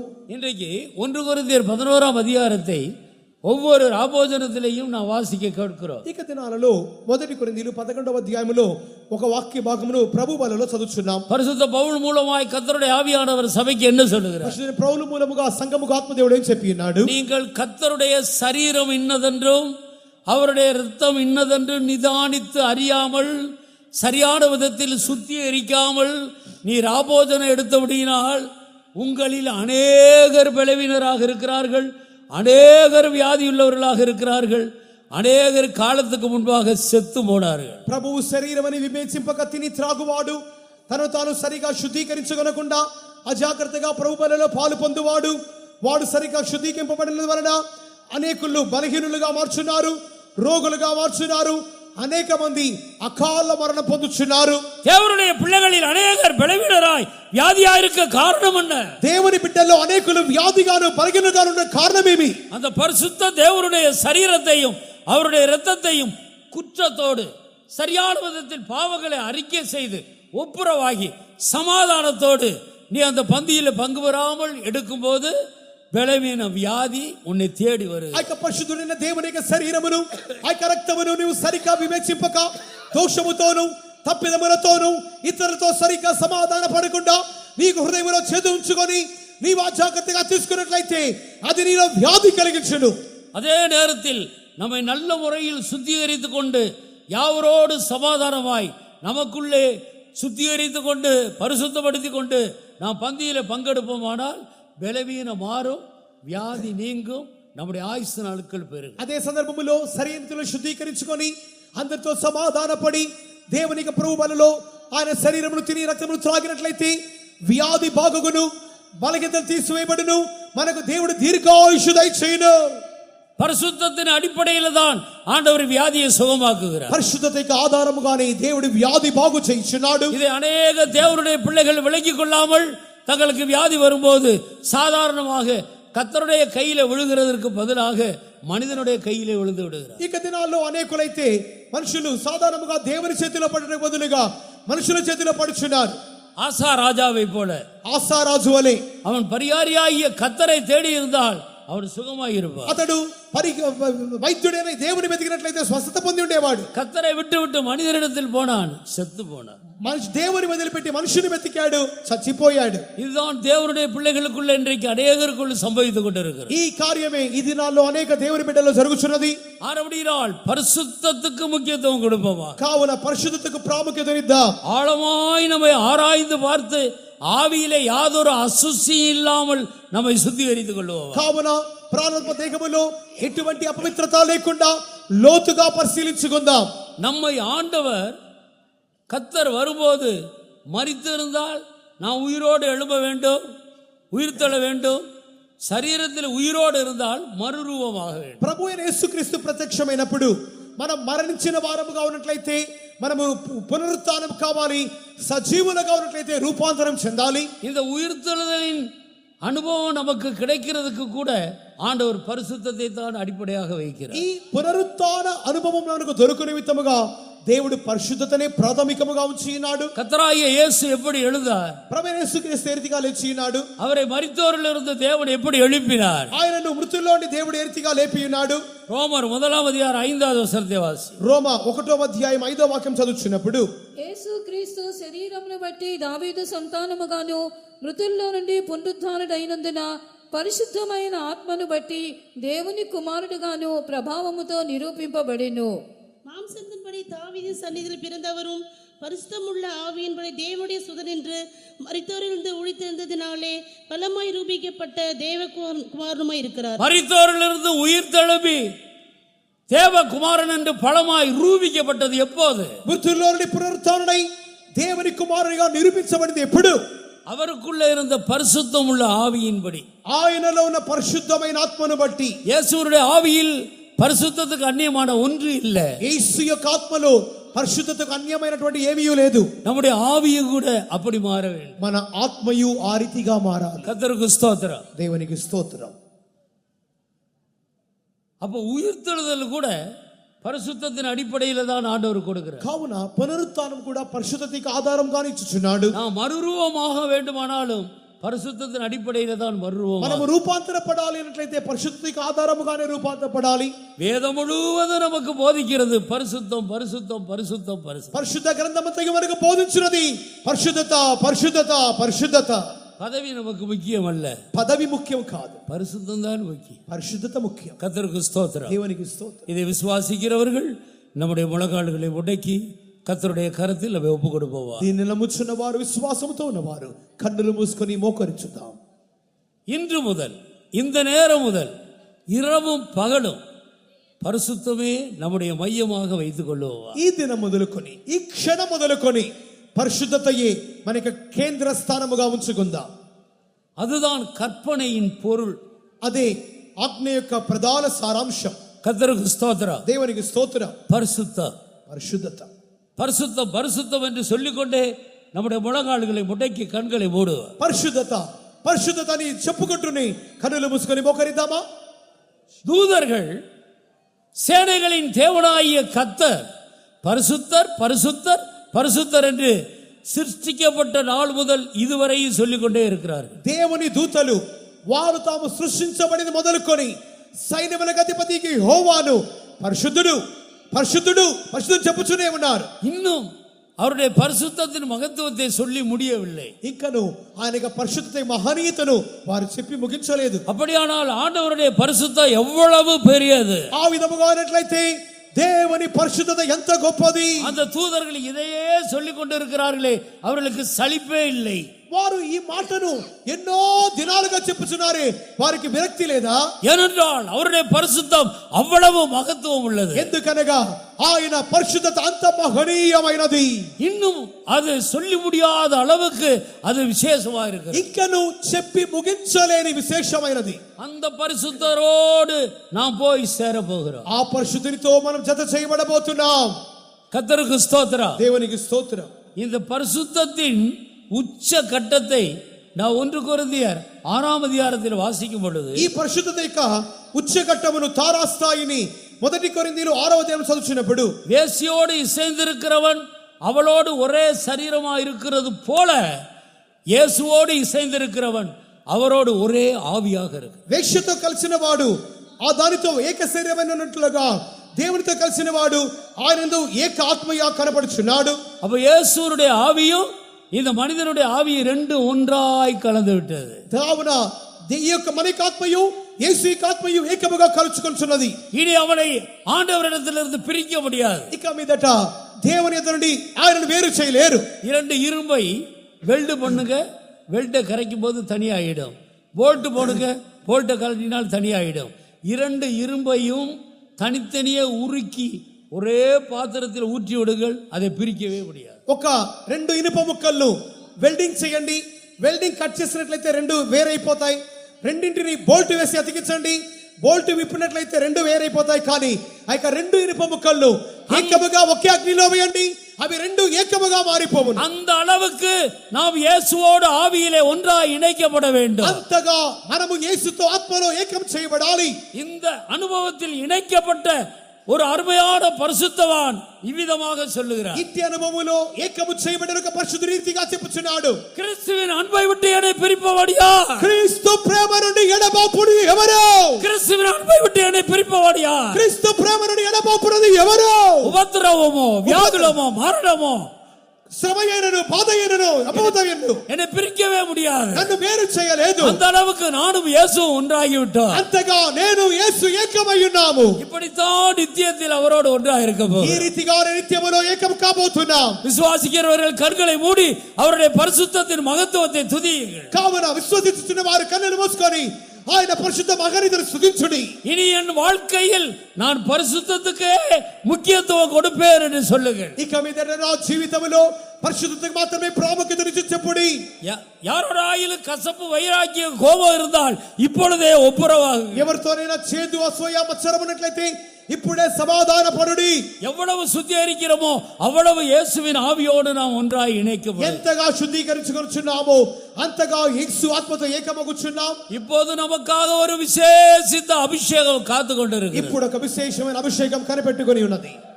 நமக்காக ஒரு விசேஷித்த அபிஷேகம் காத்து கொண்டிருக்கிறது. మనకు ఒక ప్రత్యేకమైన అభిషేకం కనిపెట్టుకొని ఉన్నది. விசுவாசிக்கிறவர்கள் கண்களை மூடுவாங்க. నమ్ముచున్న వారు కన్నులు మూడు. அந்த అభిషేகத்தை கர்த்தர் நமக்கு தரப்போகிறார். అభిషేకం దయచేయబోతున్నారు. யாருக்கு அந்த அபிஷேகம்? ఎవరికి అభిషేకం? இயேசு யாருக்காக வரப்போகிறார்? యేసు ఎవరి కొరకు రాబోతున్నారు? பலியினால் உடன்படிக்கை பண்ணின என்னுடைய பரிசுத்தவான்களை என்னிடத்தில் கூட்டுங்கள். బలి అర్పణ చేత తనతో నిబంధన చేసుకున్న తన పరిశుద్ధులు తనతో సమకూర్చు నిమిత్తమై. அவர் வேறு யாருக்காக வரப்போகிறது இல்லை. వేరే ఇతర ఎవరి కొరకు రావటలేదు వచ్చుటలేదు. நல்லா பிரசங்கம் பண்றவங்களுக்காக வரப்போகிறது இல்லை. బాగా ప్రసంగించే వారి కొరకు రాబోలేదు. நல்லா பாடுறவங்களுக்காக வரப்போறது இல்லை. బాగా పాడే వారి కొరకు రాబోలేదు. நல்லா மியூசிக் வாசிக்கிறவங்களுக்காக வரப்போறது இல்லை. బాగా మ్యూజిక్ వాయించే వారి కొరకు రావట్లేదు. நல்லா மொழிபெயர்க்கிறவர்களுக்காக வரப்போகிறது இல்லை. మంచి ట్రాన్స్లేటర్స్ కొరకు రావట్లేదు. அழகானவர்களுக்காக வரப்போகிறது இல்லை. అందమైన వారి కొరకు వచ్చుట్లేదు. ஐஸ்வர்யவனுக்காக வரப்போகிறது இல்லை. ధనవంతుల కొరకు రావట్లేదు. பல வரங்கள் தாளந்துகள் உள்ளவர்களுக்காக வரப்போகிறது இல்லை. வரములు తలాంతులు కలిగిన వారి కొరకు రావట్లేదు. அவர் ஒரே ஒரு கூட்டத்தை கூட்டி சேர்க்க வரப்போகிறார். ఒకే ఒక గుంపు వారి కొరకు రాబోతున్నాడు. அவர்கள்தான் பரிசுத்தவான்கள். వారే పరిశుద్ధులు. பலியினால் உடன்படிக்கை பண்ணி ஜீவித்த பரிசுத்தவான்கள். బలి అర్పణ చేత దేవునితో నిబంధన చేసుకున్న పరిశుద్ధులు. ஆவியிலே ஆத்மாவிலே சரீரத்திலே தங்களை சுத்தமாக்கி கொண்ட பரிசுத்தவான்கள். ప్రాణాత్మ దేహములలో తమను పరిశుద్ధపరచుకున్న పరిశుద్ధులు. நான் அப்படி ஜீவிப்பேன் என்று தீர்மானம் எடுக்கிறவர்களை கர்த்தர் அபிஷேகிக்க போகிறார். నేను ఆర్తిగా జీవించకూర్చున్నానని తీర్మానించిన వారిని అభిషేకించబోతున్నాడు. இப்பொழுதே அந்த வல்லமை இறங்குகிறது. ఇప్పుడే శక్తి దిగుచున్నది. இப்பொழுதே கர்த்தர் அபிஷேகிக்கிறார். ఇప్పుడే అభిషేకించుచున్నాడు.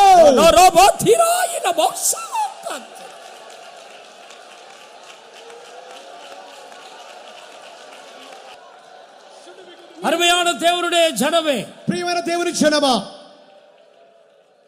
நீ பரிசுத்தமாய் ஜீவிக்க ஒரு நல்ல தீர்மானம் எடுத்து ஒப்பு கொடுத்திருக்கிறதை கர்த்தர் காண்கிறார். నీ ఒక పరిశుద్ధమైన జీవితం చేయ నిమిత్తమై తీర్మానం చేసింది దేవుడు చూస్తున్నాడు. பரிசுத்தவான்களை சேர்க்க வரப்போகிறார். పరిశుద్ధులను చేర్చుకొనుటకు రాబోచున్నాడు. இந்த நேரம் முதல் கொண்டு பரிசுத்தம் பரிசுத்தம் பரிசுத்தம் என்றே சொல்லிக்கொண்டு முன்னேறுவோமாக. ఇక మీదట పరిశుద్ధత పరిశుద్ధత అని చెప్పుకొనుచు ముందుకు సాగుము. நாமும் நம்முடைய பிள்ளைகளும் பரிசுத்தத்துக்கே முக்கியத்துவம் கொடுப்போமாக. మనమును మన బిడ్డలను పరిశుద్ధతకే ప్రాముఖ్యతనిచ్చుదాం. இதோ ஆசீர்வாதங்கள் தேடி வருகிறது. ఆశీర్వాదం మిమ్మల్ని వెతికి వచ్చుచున్నది. வியாதியில சுகம் தேடி வருகிறது. వ్యాధిలోని స్వస్థత వెతికి వచ్చుచున్నది. உன் பலவீனங்களை மாற்றுகிறார். బలహీనత తీసివేయుచున్నాడు. உன் குடும்பத்தில் உள்ள தரித்திரம் மாறுகிறது. కుటుంబంలోని దరిద్రత తీసివేయుచున్నది. பிள்ளைகளுடைய அறியாமை நீக்குகிறது. పిల్లల యొక్క అజ్ఞానం తీసివేయబడుచున్నది. கர்த்தர் உன்னை ஆசீர்வதிக்கிறார். దేవుడు ஆசீர்வதிக்கிறார், உயர்த்துகிறார். హెచ్చించుచున్నాడు.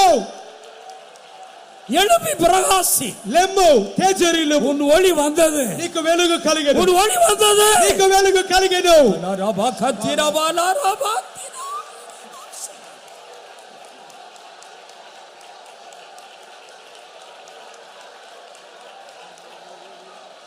నన్ను కరుణించు తండ్రి, కొరతలు క్షమించుము, నిందరహితునిగా నన్ను మార్చుము దేవా.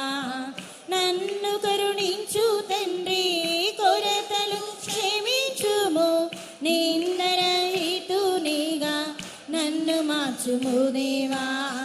ప్రాణాత్మ శరీరమును పూర్ణపరచి ప్రభువని రాకడలు నన్ను చేర్చుము. ప్రాణాత్మ శరీరమును పూర్ణపరచి ప్రభువని రాకడలు నన్ను చేర్చుము. నన్ను కరుణించు తండ్రి, కొరతలు క్షమించుము, నిందరహితునిగా నన్ను మార్చుము దేవా. నన్ను కరుణించు తండ్రి, కొరతలు క్షమించుము, నిందరహితునిగా నన్ను మార్చుము దేవా. ప్రాణక శరీరమును పూర్ణ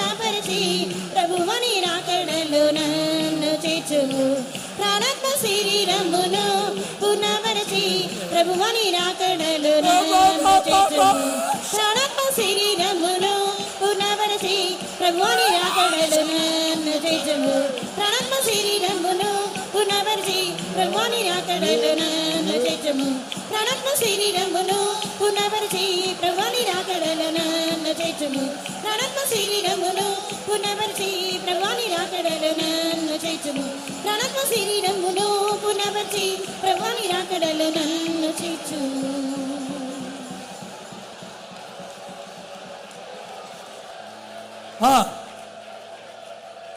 அருமையானவர்களே, கர்த்தர் நம்மை பார்த்து இப்படி சொல்லுகிறார்.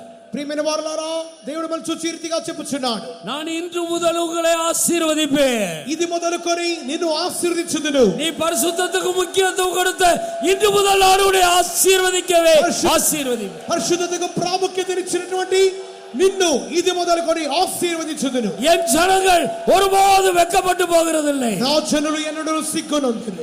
நீ என்னால் மறக்கப்படுவதில்லை. నీవు మరువబడవు.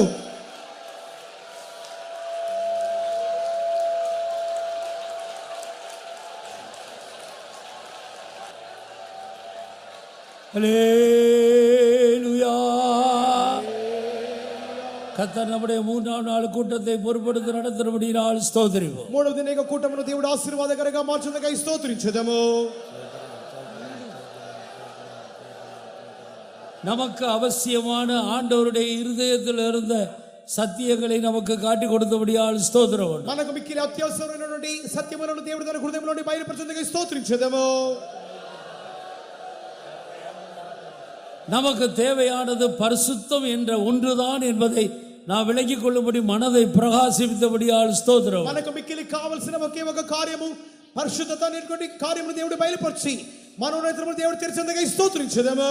ஸ்தோத்திர ஸ்தோத்திர ஸ்தோத்திர.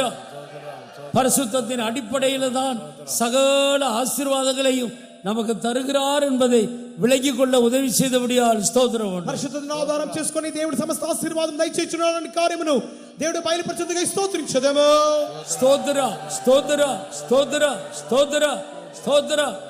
பரிசுத்தமாக்கப்பட்ட ஜனத்தை வெகு சீக்கிரத்திலே தன்னிடத்தில் ஆண்டவர் சேர்த்து கொள்ள போகிறபடியாலும் அன்றைக்கு அந்த கூட்டத்தில் நாமும் ஒருவராக இருக்க போகிறபடியால் ஸ்தோத்திரம். పరిశుద్ధపరచబడిన ఒక గొప్ప జనాంగమును దేవుడు అతి త్వరలో తన ఎదుగు సమకూర్చుకొనబోచున్నాడనియు ఆ యొక్క సమకూర్చబడబోయే గుంపులో మనమును ఒకరిగా కనబడబోచున్నాం కావున స్తోత్రించుదము. ஸ்தோத்திர ஸ்தோத்திர ஸ்தோத்திர ஸ்தோத்திர. இன்னும் உள்ள கூட்டங்களை இன்னும் விசேஷமாக ஆசீர்வதித்து தரும்படியாய் ஸ்தோத்திரம். ఇంకా మిగిలిన కూటములను దేవుడు మిక్కిలి ప్రత్యేకంగా ఆశీర్వదించునుగా స్తోత్రించుదము. இந்த கன்வென்ஷனின் முடிவு மகா பெரிய மகிமையாய் முடியும்படியாய் ஸ்தோத்திரம். ఈ కన్వెన్షన్ యొక్క ముగింపు మిక్కిలి మహిమకరముగా ముగించబడినట్లుగా స్తోత్రించుదము. அநேகருடைய வியாதி சுகமாக்கப்பட்டபடியால் ஸ்தோத்திரம். అనేకుల వ్యాధులు బాగైనందుకు స్తోత్రించుదము. அநேகருடைய பிரச்சனைகளை மாற்றினபடியால் ஸ்தோத்திரம். అనేకుల సమస్యలు తీర్చబడినందుకు స్తోత్రించుదము. வருகையின் நம்பிக்கையினாலே நம்மை நிரப்பி இருக்கிறபடியால் ஸ்தோத்திரம். రాక నిరీక్షతో దేవుడు నింపినందుకు స్తోత్రించుదము. எல்லா துதி கன மகிமை எல்லாம் பிதா குமாரன் பரிசுத்த ஆவியானவருக்கே கொடுத்து ஸ்தோத்திரம். స్తుతి ఘనత మహిమ పరిశుద్ధాత్మ దేవుని చెల్లి స్తోత్రించుదము.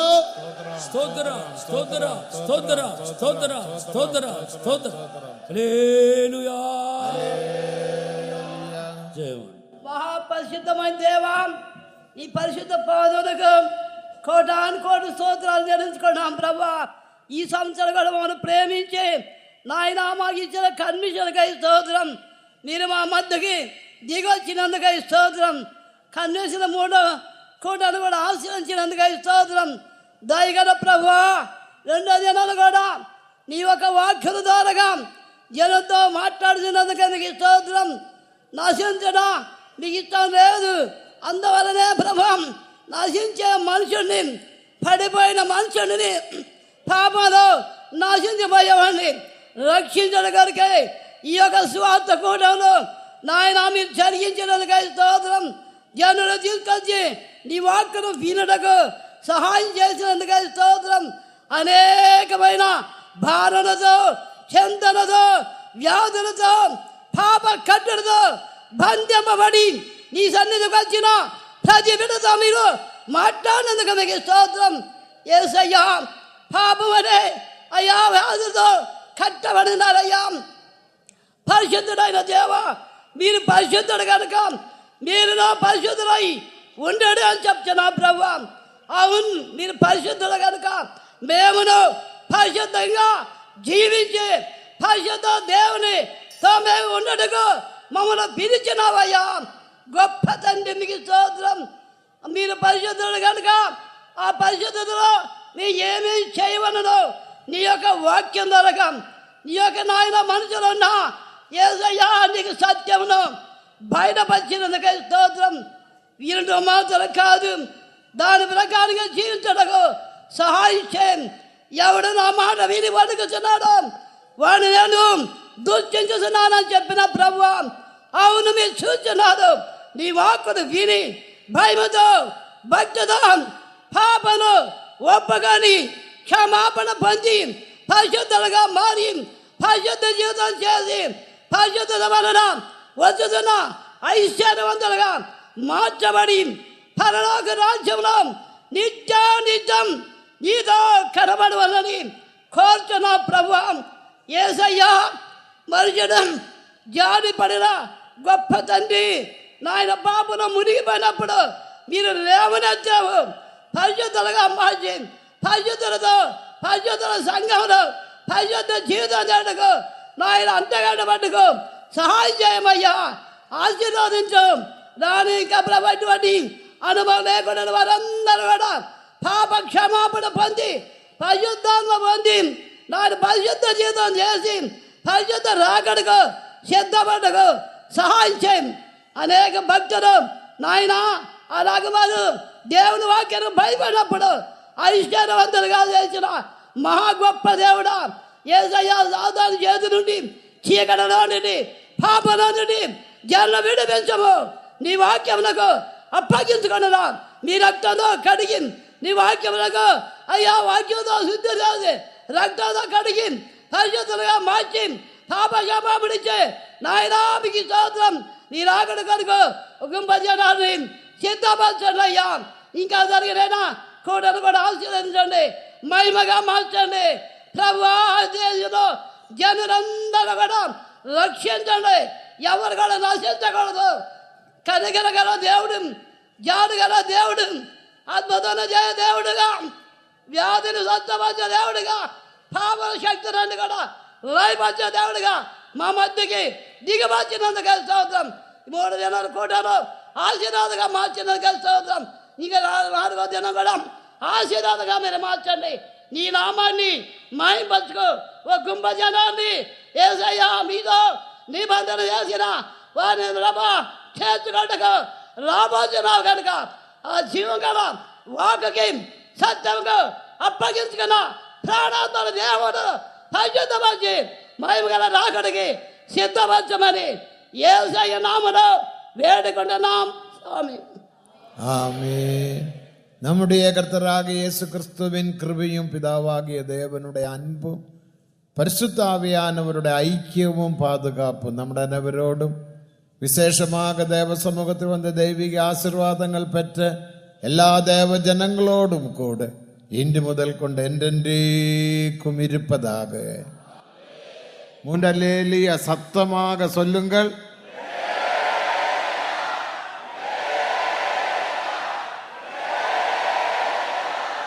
எல்லாருக்கும் ஸ்தோத்திரம் ஸ்தோத்திரம் ஸ்தோத்திரம்.